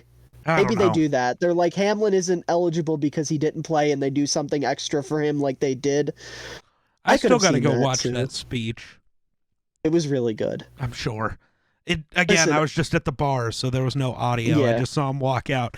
And that's when I turned to wonder and was like, I wonder what the conspiracy theorists are going to say now. Yeah. See, I'm a corny white man. I own that. I have no shame in that. And there were a lot of moments tonight that were very corny, and I loved them all. Like the Walter Payton Man of the Year thing that they do where they show off all the players and they play sappy music and they're like, look at all these great guys doing all these great things with all these people. And everyone's just kind of like, oh, okay, that's cool. I got tears in my eyes. I teared up. This shit was so wholesome. And then Damar Hamlin, same thing. I teared up. Kyle Brandt did this whole crazy fucking WWE angry runs thing that everyone was bitching about and complaining about. I got fucking pumped. I love Kyle Brandt.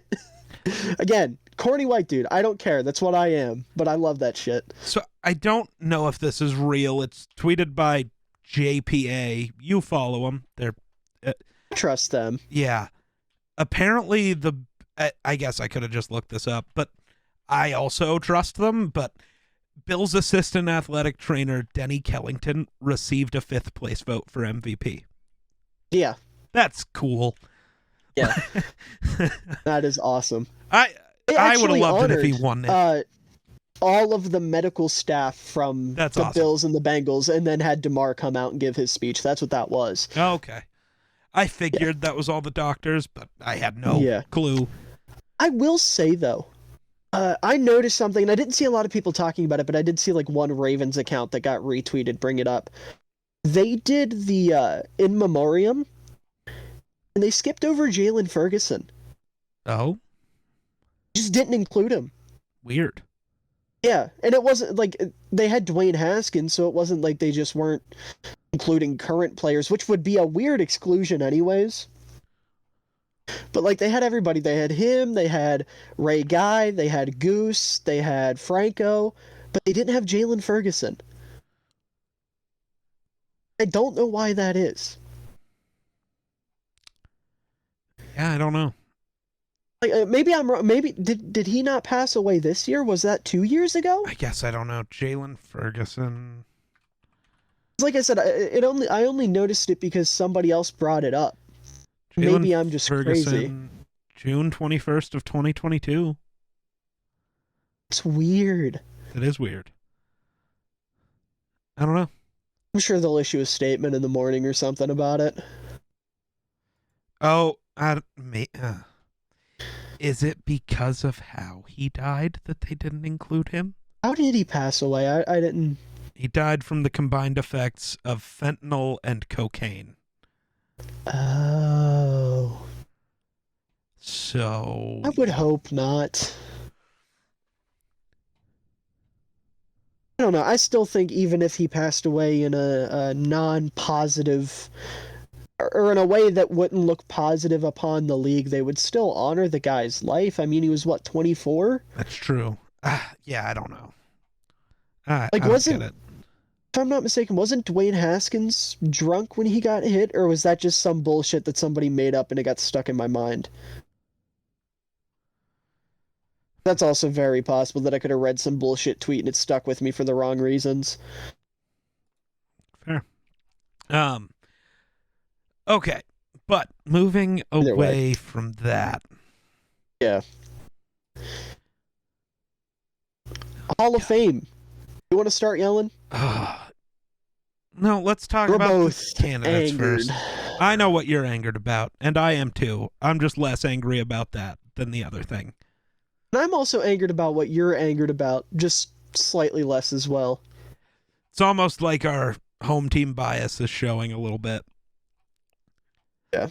I know the guy I'm going to talk about also played for the Bears for a little bit, but Yeah, Bears legend. let's be honest. He's a Bears legend.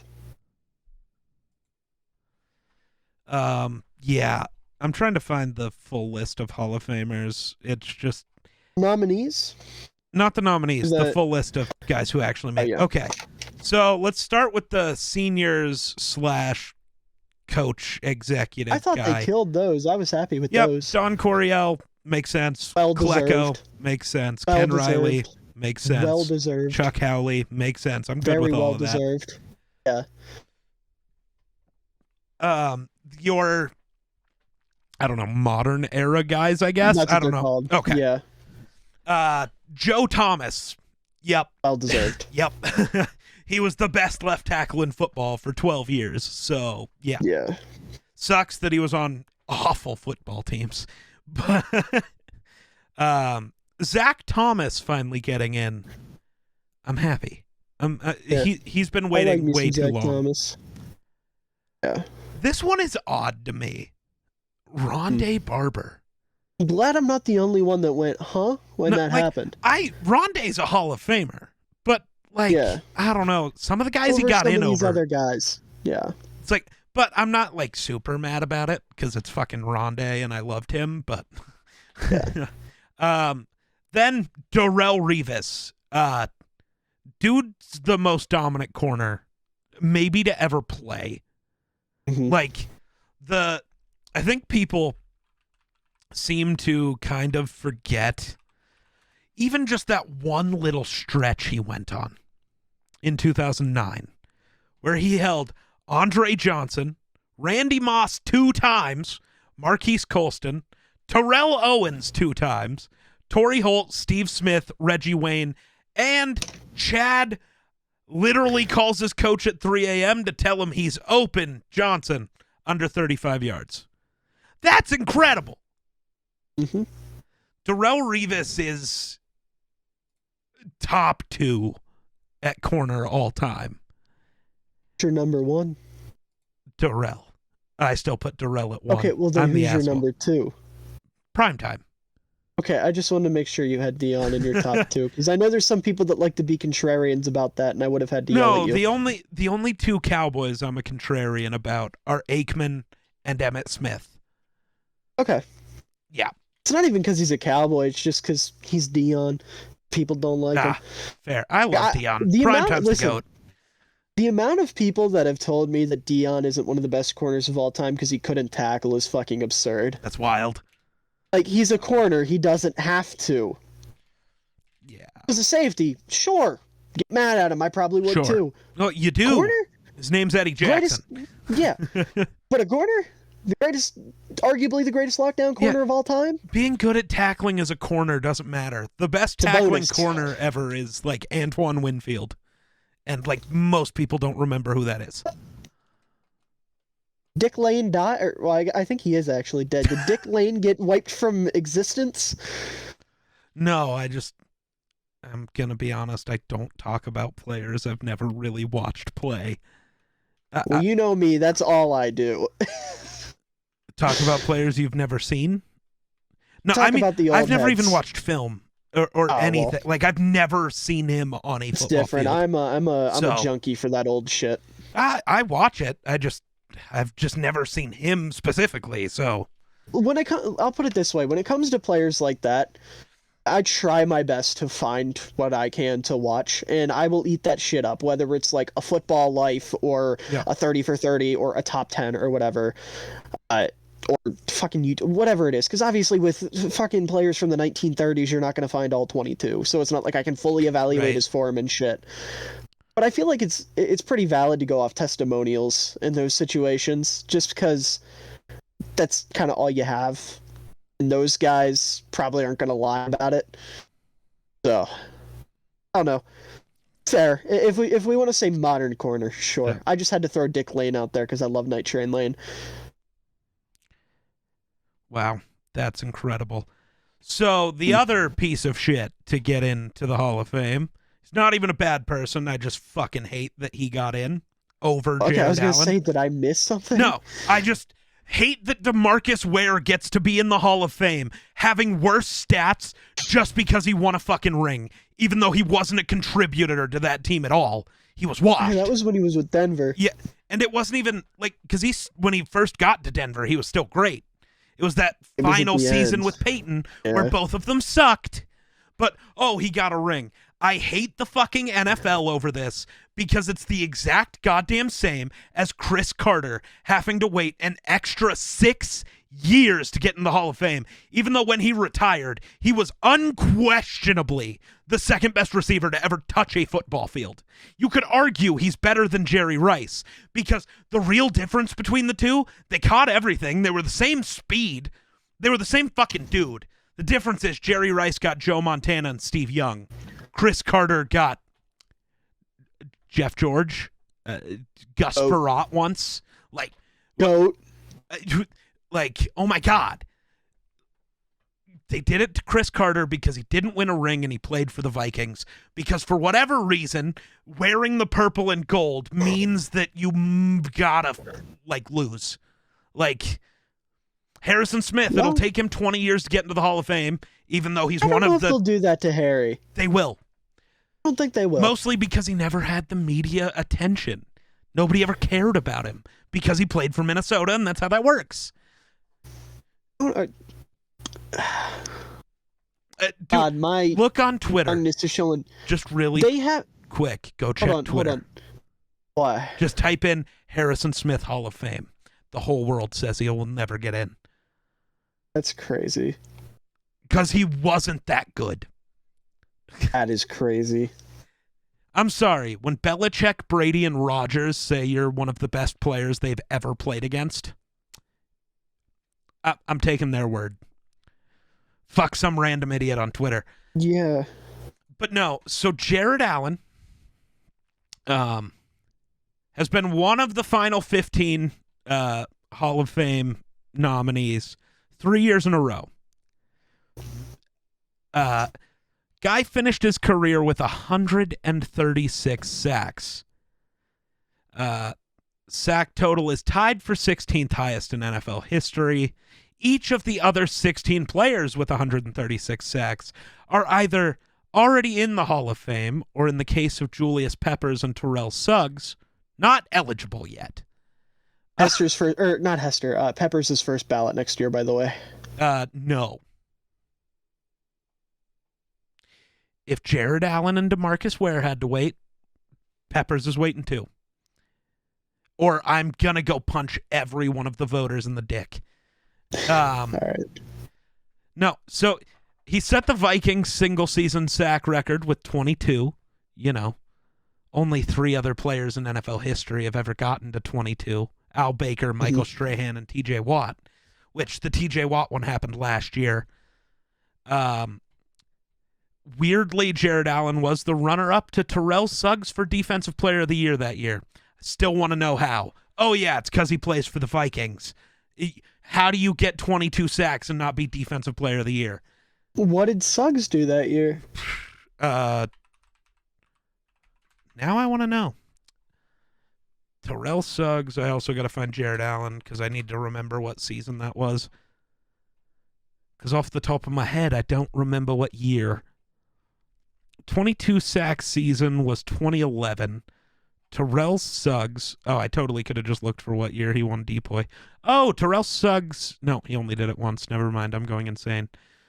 Terrell Suggs in his Defensive Player of the Year season had 2 interceptions, 6 passes defended, 7 forced fumbles, 14 sacks. He had 70 tackles, 23 QB hits, 20 tackles for loss. Jared Allen had 1 interception as a defensive lineman, not as a linebacker. 3 passes defended, 4 forced fumbles, 22 sacks, 66 tackles, 21 tackles for loss, and 32 QB hits. So let's see. He had 8 more sacks, 4 less tackles, more tackles for loss, more quarterback hits, 1 less interception. There's no reason other than he's a Viking, so fuck him. I don't think he's a Viking, so fuck him. I think it's he didn't have a ring and they value rings for some reason. No, for that Defensive Player of the Year award, it's because my bad. He's a Viking. Zoned out for a second. No, but 0 rings. That doesn't make any fucking sense. No, it doesn't make any sense. I agree completely. I would NFL voters, that's probably if you where are they're going. actually this stupid, resign now. I'm sorry. If the best player was the one who won the Super Bowl every year, guess what? Brady would have 0 rings. Montana would have 0 rings. Actually, that's not true. He'd have rings because Jerry Rice was on that team. Brady would have none. Manning would have none. Rodgers would have like 4. J.J. Watt would have won 4. Aaron Donald would have won 4. And Mahomes would have won every one of them since his rookie year. But guess what?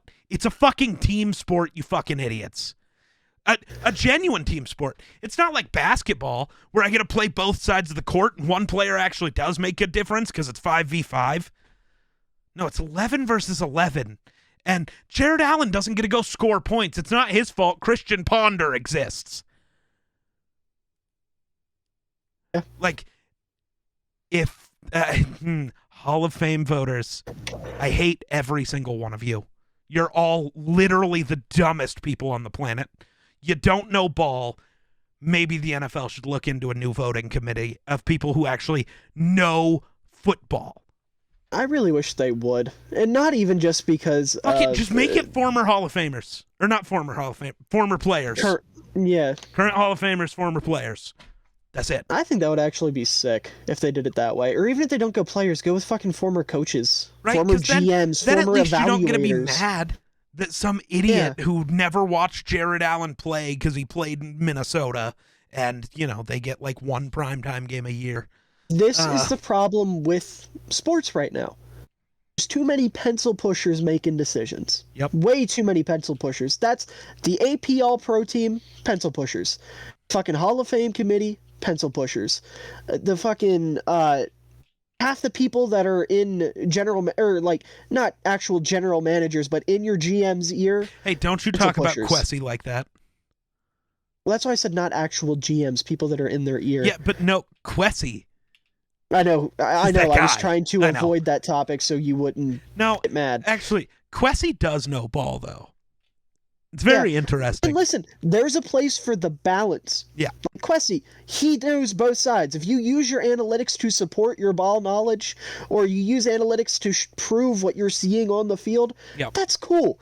If you're a fucking GM and you watch the game all the time and then the little pencil pusher comes over and gives you numbers that you can run with, awesome. But the Hall of Fame committee, the AP All-Pro committee, those people should not be the ones making these picks.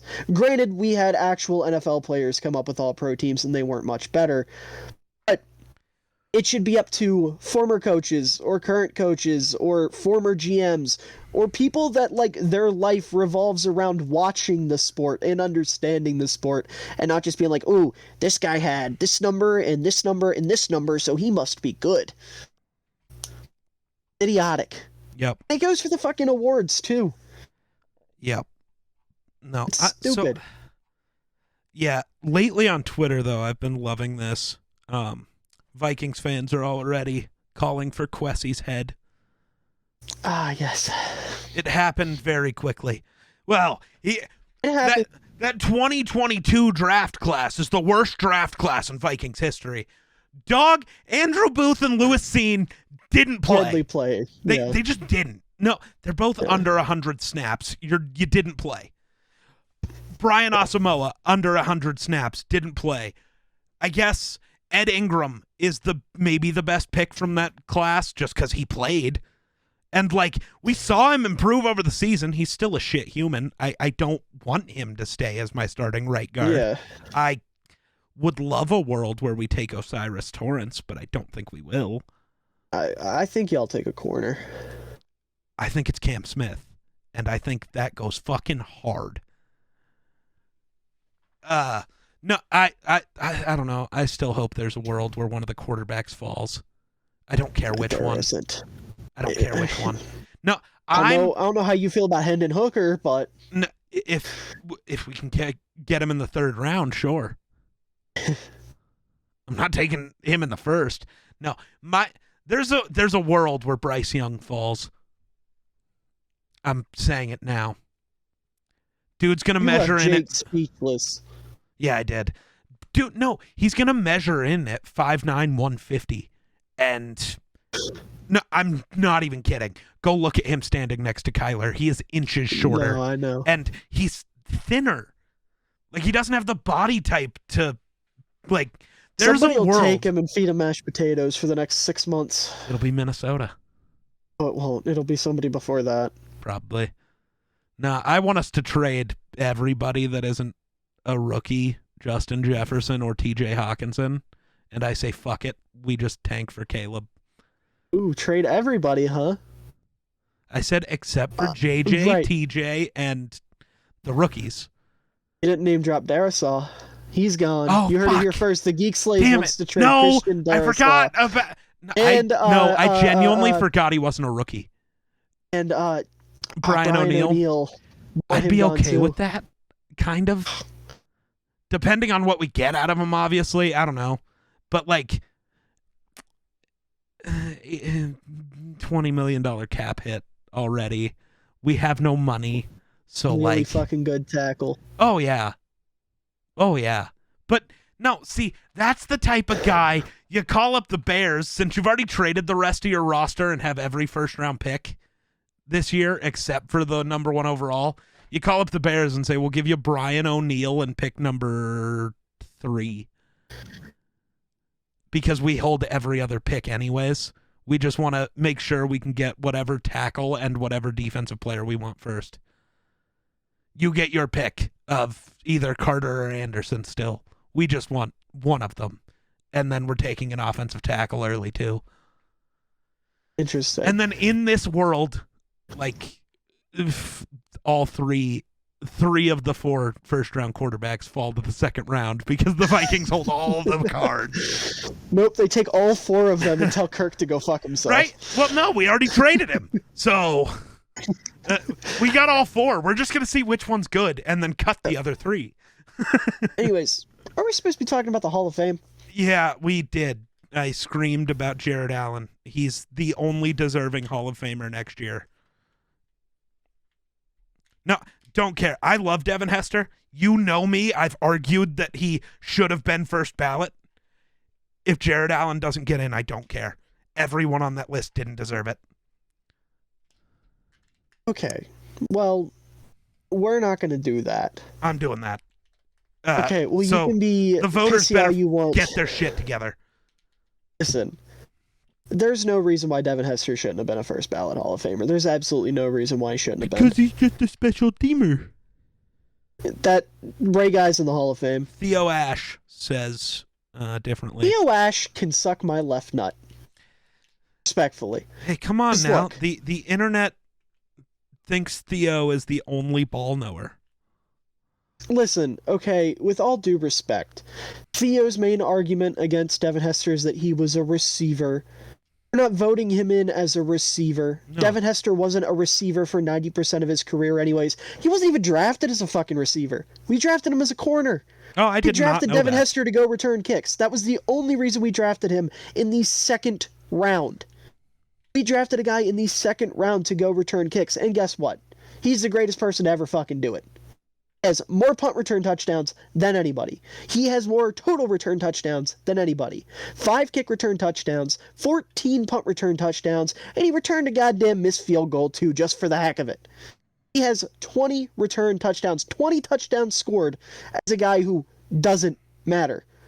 I think 20 touchdowns matters a whole fucking lot. I can't name another player that was a return specialist that would single-handedly win games for a team or single-handedly shift the entirety of the momentum to one side, like Devin Hester did.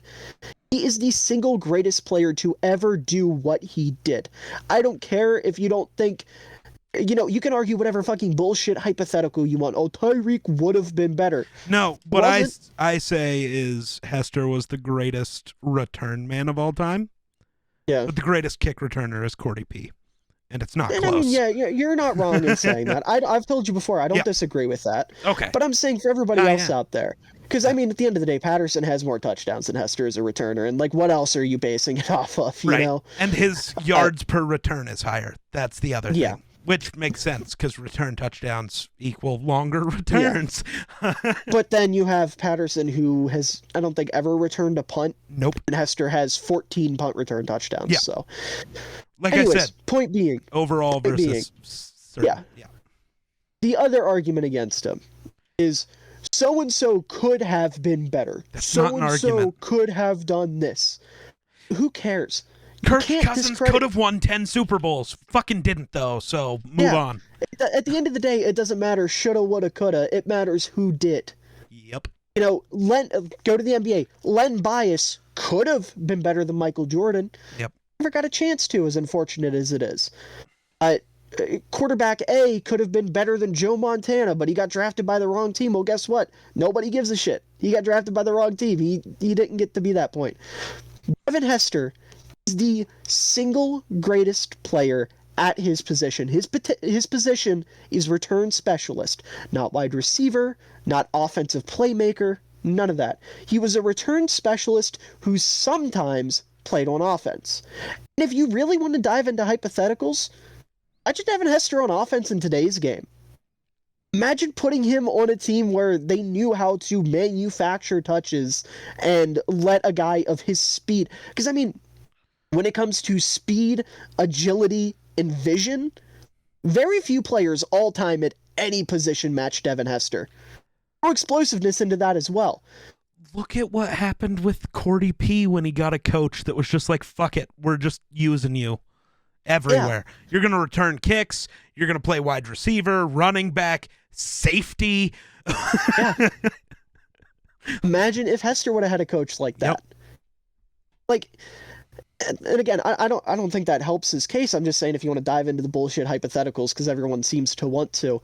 But at the end of the day, the facts are the facts. He has more punt return touchdowns than anybody ever. He has more total return touchdowns than anybody ever. He's one of the most electrifying players this game has ever seen. And at the end of the day, you cannot tell the story of the NFL without Devin Hester.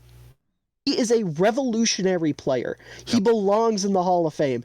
And none of that, put his cleats in there from the Super Bowl because he returned the opening kickoff bullshit. No, he deserves a bust. No. If Ray Guy is in there, if Troy Aikman's in there, if Joe Namath is in there, Evan Hester belongs in the Hall of Fame. And yet, don't reduce him to that because, Kirk Cousins. I'm just saying. No, I mean, don't reduce him to put his cleats in there.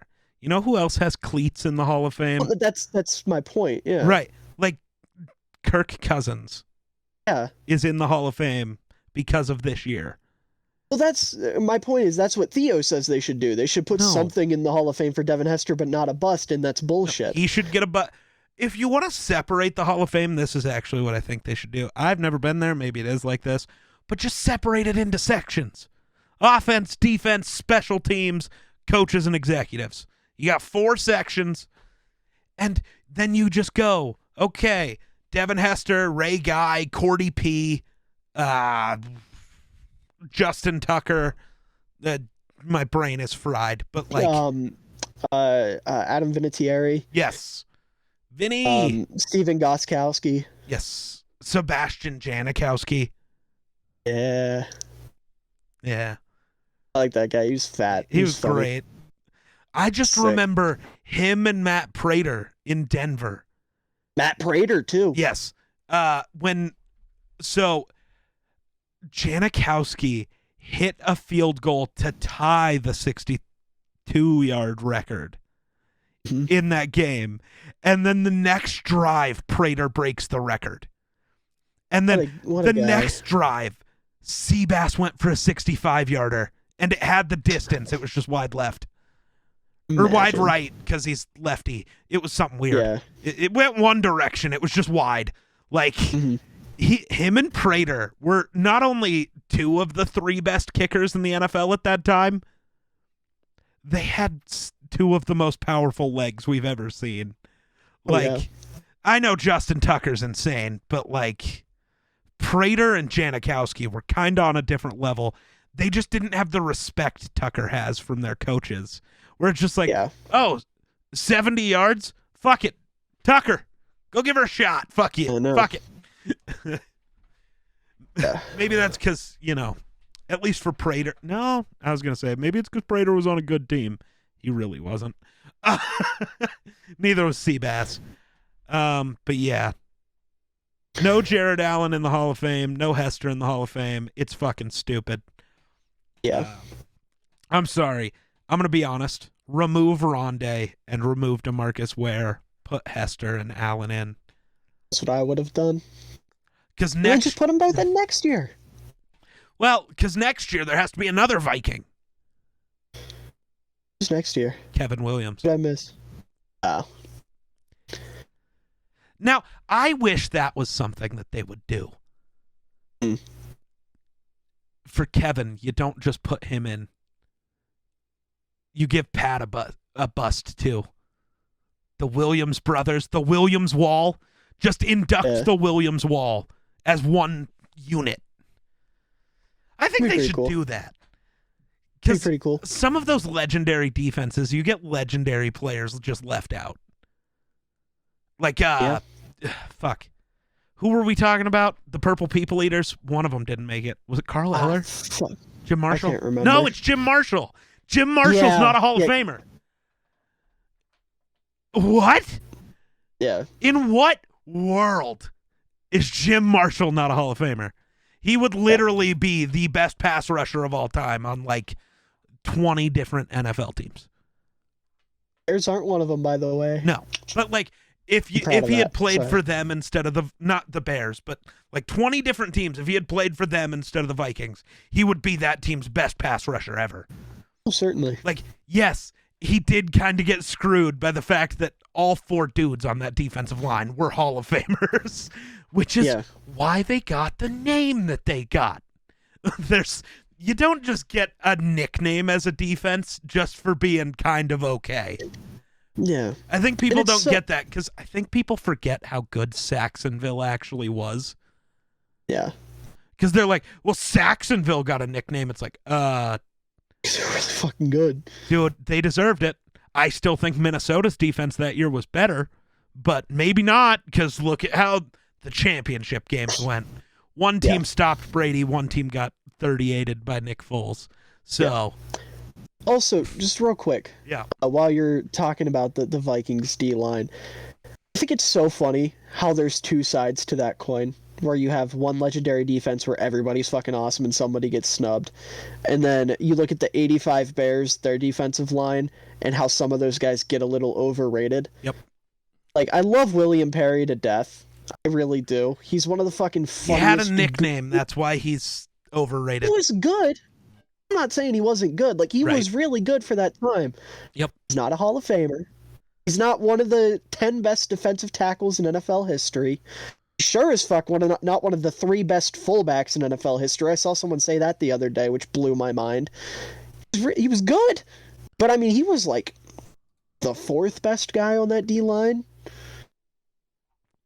You got Dent, you got Hampton, you got Mongo. I'm taking all 3 of them over him, and I might even take the edge rushers over him. God damn it. Jared Allen's going to win a gold medal at the Olympics before he gets into the Hall of Fame. That's based. No, I'm not even kidding. Former Viking star Jared Allen is on a curling team that just beat the 2018 Olympic champions. I saw that there was an NFL player curling team. I didn't know Jared Allen was on it. It's Jared He'll Allen. Be the second NFC North player to win a gold medal at the Olympics, I think. Who else has one? I think he'd be the second. Willie Gault. Ah. Willie Gault had one for, I think, hurdles. Man, I'm just so pissed. I don't know what it is with the NFL and like you played for Minnesota, so like fuck you, we hate you, you can't ever be good. Somehow, Justin Jefferson's going to finish with every receiving record ever, but he's not going to finish with a ring, so he's going to have to wait 5 years to get in the Hall. It'd be so funny. No, dude, if that happens, I think the NFL would step in. Yeah. If he truly finishes with every record and isn't first ballot, I think on the stage while they're announcing who got in, Roger Goodell would run out and be like, fucking no. Nope, this is incorrect. All of you are fired. All of you that just got elected, walk out. 18, you're the only one. Justin Jefferson. Torrey Holt back. Because Torrey Holt will finally get in. After all these years of everybody crying and bitching about him waiting, he'll finally get in. He'll go, no, Torrey, you get the fuck back. Jefferson, that would be fucked up here. That would be so fucked up. Oh, my. I was going to say something else. I lost my train of thought. Oh, I just want to say, it's going to be a movie next year. Hall of Fame class. Why is that? When Julius Peppers, Brandon Marshall, and Devin Hester all get in the same year. No, and Mike Allstott. No. Those 3 and Mike Allstott all getting in the same year will literally be like the greatest day of my life. No, it'll be the real answer. Mike Allstott. Allen, Kevin Williams, Jim Marshall. Fucking Mike Allstott. Give Dennis Green in the Hall of Fame. If not, we're giving him a coaching nod. No, they ripped him off and didn't give him Coach of the Year when he literally had the best team in football by miles. The greatest offense. He was the head coach for that team? Yeah, the greatest offense to ever exist. Didn't win Coach of the Year because fuck the Vikings. So we're giving him the Hall of Fame nod just because. I didn't know he was the head coach for that team. I retract my goofy face. Brian Billick was the offensive coordinator. That's why he got the Ravens job. That's crazy. That's how he got the Ravens job, actually. It's wild. Yeah. Yep. Also, while we're saying our piece about the Hall of Fame, Yeah. real quick, fuck you guys for not putting fullbacks in anymore. True. Listen, okay, I don't care that they're not putting up numbers. Mike Allstott, arguably the greatest fullback of all time. No. If you want to make he's top 3 to 5. Sure. No, it's Jim Brown, and it's not close, but... Okay, well, yeah. Okay, yeah. It's Jim Brown and then everybody else. Yeah. He's arguably the greatest of all time in that second tier. Yes. Because I mean, Tier 1 is just Jim Brown. Yeah, I mean, it really is. But like second all time, it's like him or Nagurski. Genuinely, those are my other two. And I mean, there's other guys that have arguments. You know, I could go in a whole rant about Larry Zonka and fucking Tom Rathman could be up there. Moose, Jim Kleinsaucer. No. Hey! But anyways, point being, Don't disrespect. Mike Allstott, one of the greatest fullbacks of all time. They call him the last real fullback, not in the Hall of Fame.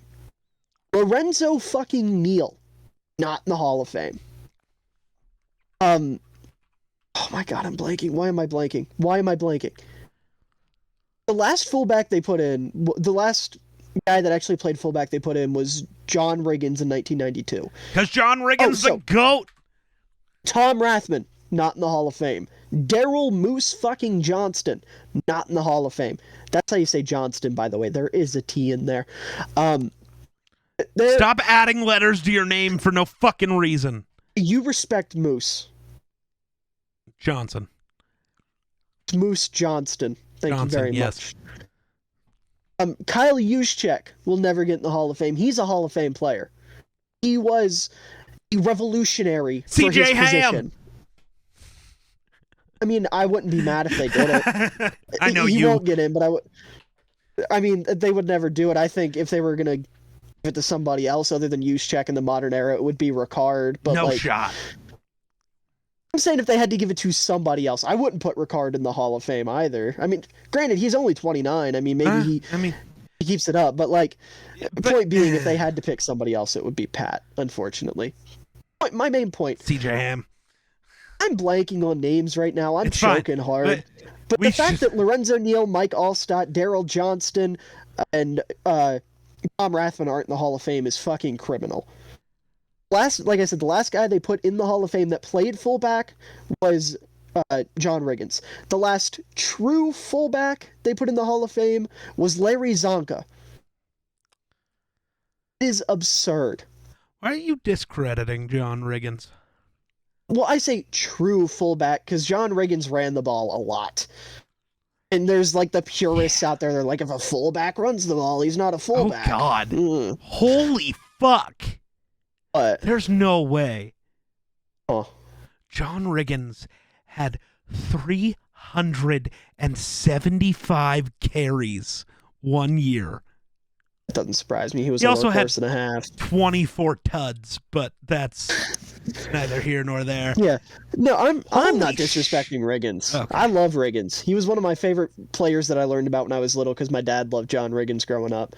But there are like those psycho purists out there that like fullbacks block and only block, which isn't true. Up until Bill Walsh changed his offense, fullbacks were primarily the running back of the offense. But then Bill Walsh was like, hey, Roger Craig, no more fullback. You're the halfback now. Tommy, get your ass in there. You're going to block for me, big fella.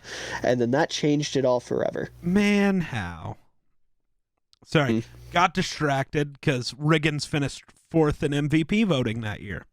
I wanted to know who won. Joe Theismann, who only had 4 more touchdowns than him. As a quarterback. That's compared crazy. To a fullback. Sorry. No, 5. 5 more. 5 more. 5 more. Then second in voting was Eric Dickerson, who had less than 500 more yards and 6 less touchdowns. And then Dan Marino, who legitimately had less touchdowns than John Riggins. Oh, man. Rigged. The NFL is rigged. Oh, I'm an idiot. Tony Richardson should be in the Hall of Fame too. This Larry fucking Centers guy. should be in the Hall of Fame. Larry Centers has the most receptions out of any running back ever. He played fullback. He's not in the Hall of Fame. John Riggins is a fucking psychopath. I Why? don't know why I just saw this. The 375 carries and 24 touchdowns season, he was 34. Riggins was like that. And then That was when he the was in Washington, next right? year, yes. The next Yeah, because year, he started out in New York. yep. The next year after that, he again rushed for 327 times for 1,200 yards and 14 touchdowns. These were his ages 34 and 35 seasons. Ain't a halfback in the world doing that, boy. No. I don't think there's been a guy with 300 attempts in the only... Did DeMarco Murray actually hit 300? That's a good question. Derrick Henry, did he ever do it? I don't know. I'm going to assume no, but I'm looking. Then we should probably wrap up, but I'm just intrigued. Yeah. I said my piece about fullbacks. Now, There's like six shit. that should be in the Hall of Fame. Derrick Henry's done 300 carries like 3 times. That doesn't surprise me. Not at all. DeMarco Murray, did he do it? I feel like he did it. Yeah, he had 392. God damn.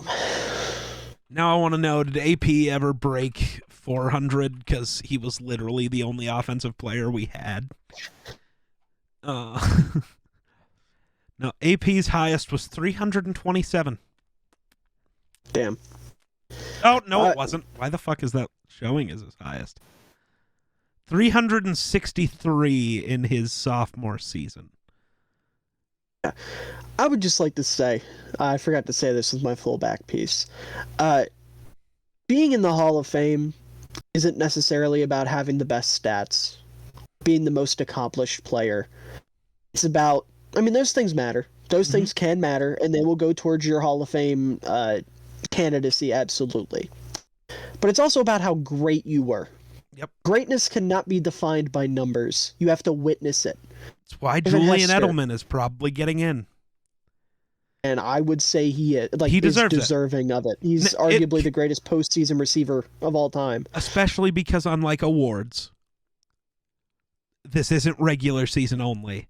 And Yeah. there is, I don't know how many better playoff performers there are than Julian Edelman. That man Brady and Gronk legitimately genuinely came. might be the only ones. I would take Edelman over Gronk. Jerry Rice, too. Yep, Jerry Rice, definitely. Yeah. Who else? Kelsey, surprisingly. He's second all-time in, like, yards, touchdowns, receptions. He's probably going to retire first. Receivers. He's probably going to retire first. Oh, absolutely. Sadly, no Vikings that I can think of go on that list. I'm sure there's a 60s guy that I'm not remembering. But, like, Fran Tarkenton, maybe. But, like, fucking who knows? Yeah. He never won a ring, so it doesn't matter. Anyways, the point is, greatness cannot be measured by numbers. When you look at guys like, who? Von Miller is the greatest playoff performer ever. Okay. Yeah. That dude goes a whole other level. He's the greatest pass rusher of all time in the playoffs. Like, it's wild. Sorry. Didn't mean to interrupt you're you. good. Go ahead. But guys like Devin Hester, like Mike Allstott, like Lorenzo Neal, Tom Rathman, Moose Johnston, Larry Centers, etc. They're great. I mean, Moose was a big reason why Emmitt Smith was as successful as he was. I already gave my piece about Devin Hester. I already gave my piece about Allstott. I already gave my piece about Centers. Tom Rathman is the greatest fullback in 49ers history, and that's saying something, considering most people nowadays, the only fullback they can name is a 49er. Like, I love Juszczyk, but Tom Rathman was that fucking guy. CJ Ham better.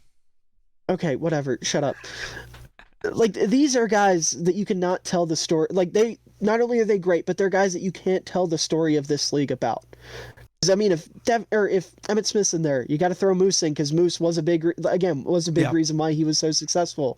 Lorenzo Neal That goes was back real quick. That goes back to what I was saying about the idea of Kevin and Pat getting in together, the Williams brothers. okay. Yeah, What if you did that for running backs?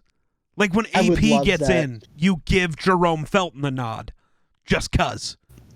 Yeah. If so for that, Emmitt Smith got in, so you give, even if it's like, I don't know how you do it, but like you give them their flowers, because without Yeah. them, could these guys have done it? I don't know. LaDainian Tomlinson, somebody who some people consider to be the best running back of all time, he couldn't have done it without Lorenzo Neal. Right.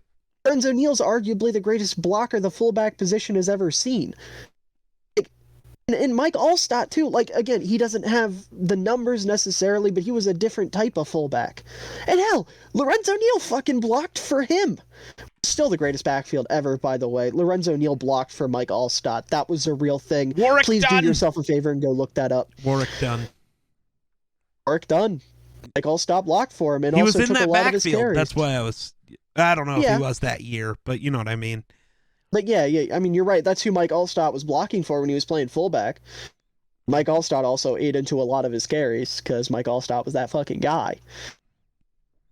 It's ridiculous. And Jared Allen too. He's another guy you can't tell the story of this league about his greatness both on the field and off the field. I mean, he's one of the greatest off the field contributors the league has ever seen.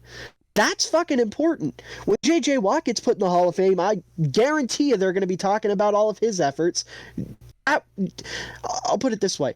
Jared Allen was J.J. Watt before J.J. Watt when it came to that kind of stuff. He also had the best retirement announcement ever, though it is sad that it didn't go perfectly. I forget how that went.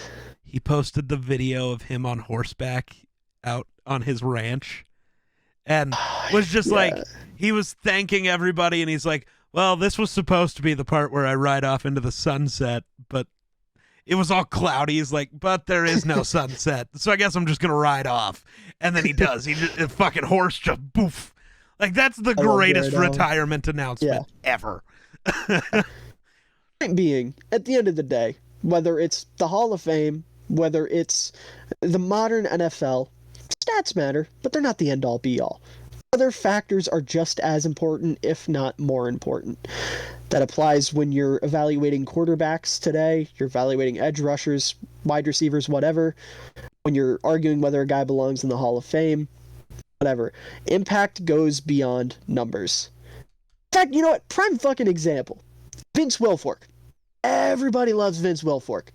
Everybody and their mother loves Vince Wilfork. Is he in the Hall of Fame yet? I don't think so. Okay, well, either way, he's somebody that I can guarantee a hell of a lot of people want in the Hall of Fame if he's not there already. Vince Wilfork's stats aren't that impressive. If you go look at his numbers, they're really not that great. What do you mean? Vince Wilfork was... No, he was a space eater. He only had 16 sacks, 39 tackles for loss. Yeah. Yeah, exactly. Vince Wilfork's another guy you can't tell the story of this league without. Right. He's one of the greatest defensive tackles ever. And his numbers weren't great. And it wasn't like he played in the fucking 1930s. He played in the 2000s, the peak of modern medicine, the peak of offenses growing and the run game still mattering. And his numbers still weren't that great because he was the type of guy that contributed to other people. He opened up other people for them to succeed because he was so good and he'd get double and triple and quadruple teams and all that shit. Vince Wilfork's impact is just the defensive equivalent of like a fullback. It's literally the same shit. You're creating for somebody else to be able to go be productive. Same as a fucking offensive lineman. Offensive linemen are in the Hall of Fame. Fullbacks belong in the Hall of Fame. Kick returner, if you're the best return man ever, like Hester or Patterson, you belong in the Hall of Fame. I would even argue Josh Cribbs should get in. Cribbs wouldn't be my next pick to go in. Yeah, he would be for me. I think he's the third best returner I always forget all the time. dude's name. There was some little fucking running back that has like the more yards than anybody. Don't care. I just don't. I mean, I wouldn't hate Cribbs going in. I think the Cribbs, Patterson, and Hester are the three best to ever do it. Yeah. It should be those three. Or fuck, what was the guy on the Chiefs? Dante Hall. Thank you. Dude, I'm thinking of played for Washington. He was some little running back, and I can't remember his name, but my dad always brings him up when we talk about kick returners. Leon Washington? No, it wasn't Leon Washington. He was a DB, wasn't he? No, he was a running back. No shot. Yeah. What? I think so. Yeah, football running back. Leon! No, the guy I'm thinking of, I think, is older. Leon! I don't know. Did he ever even play for Washington? No. Nice. Brian Mitchell. Ah. That's what I was thinking of. Brian Mitchell. Yeah. I would put him in the Hall of Fame, too. Hell, I would argue there's probably fucking gunners out there that belong in the Hall of Fame and long snappers. Yes, Matthew Slater. Yeah. Boom. Matthew Slater's a fucking Hall of Famer. Yes. I don't disagree with that at all. Homie with the big hair and the funny handlebar mustache on the Bengals, their long snapper. What they have now? Yeah. I think we put him in just because he looks cool. Okay, well now you're getting too far. No. How do you measure if a long snapper deserves to be a Hall of Famer? I'm sure there's He would be the only long snapper anyone could recognize in the NFL, maybe ever, so Hall of Famer. That's not true. You can't tell me you don't recognize Patrick Manley. I actually might not. Really? Maybe. I mean, he literally has his own fucking line of beer. I don't drink. No, but like it's still something that's advertised all the time. Oh, okay, yeah. What is it with the goatee / handlebar mustache for every long snapper? All douchey looking white dudes. Kinda. But they're always big goofs. Yes. Pat Manley's a big old goof. Or Andrew DePaula. I don't know if that's... Who's the dude that was the fucking Lions long snapper for 60 years that they just got rid of recently? He might actually be. I don't know. Okay. Either way, we have one thing left to mention, and we are almost 2.5 hours into this, so we should get to it and wrap it up. Don Muehlbach. That's his name. Don Muehlbach. Okay. Anyways, continue. So, Brett Favre is suing Shannon Sharp and Pat McAfee for defamatory accusations. I got one thing to say on this real quick. Go for it. Hey, Brett. I know you literally are too stupid to get this. It's not defamatory if they're just reporting accurate news, you fucking dumbass. Maybe if you didn't steal from the poor, you wouldn't have sounded so bad when all these people started talking about you. They were reading headlines of charges you are actually facing. That's not defamation. You're just a fucking idiot. Who, I guess, you have no more poor people you can steal from, so I guess you want to go try to steal from the rich now. Only, I think you forget, McAfee and Sharp are way richer than you. They can afford better lawyers. So enjoy going broke now when they countersue you for being a fucking idiot. Because what you're doing is actually defamation. Which is the funniest part.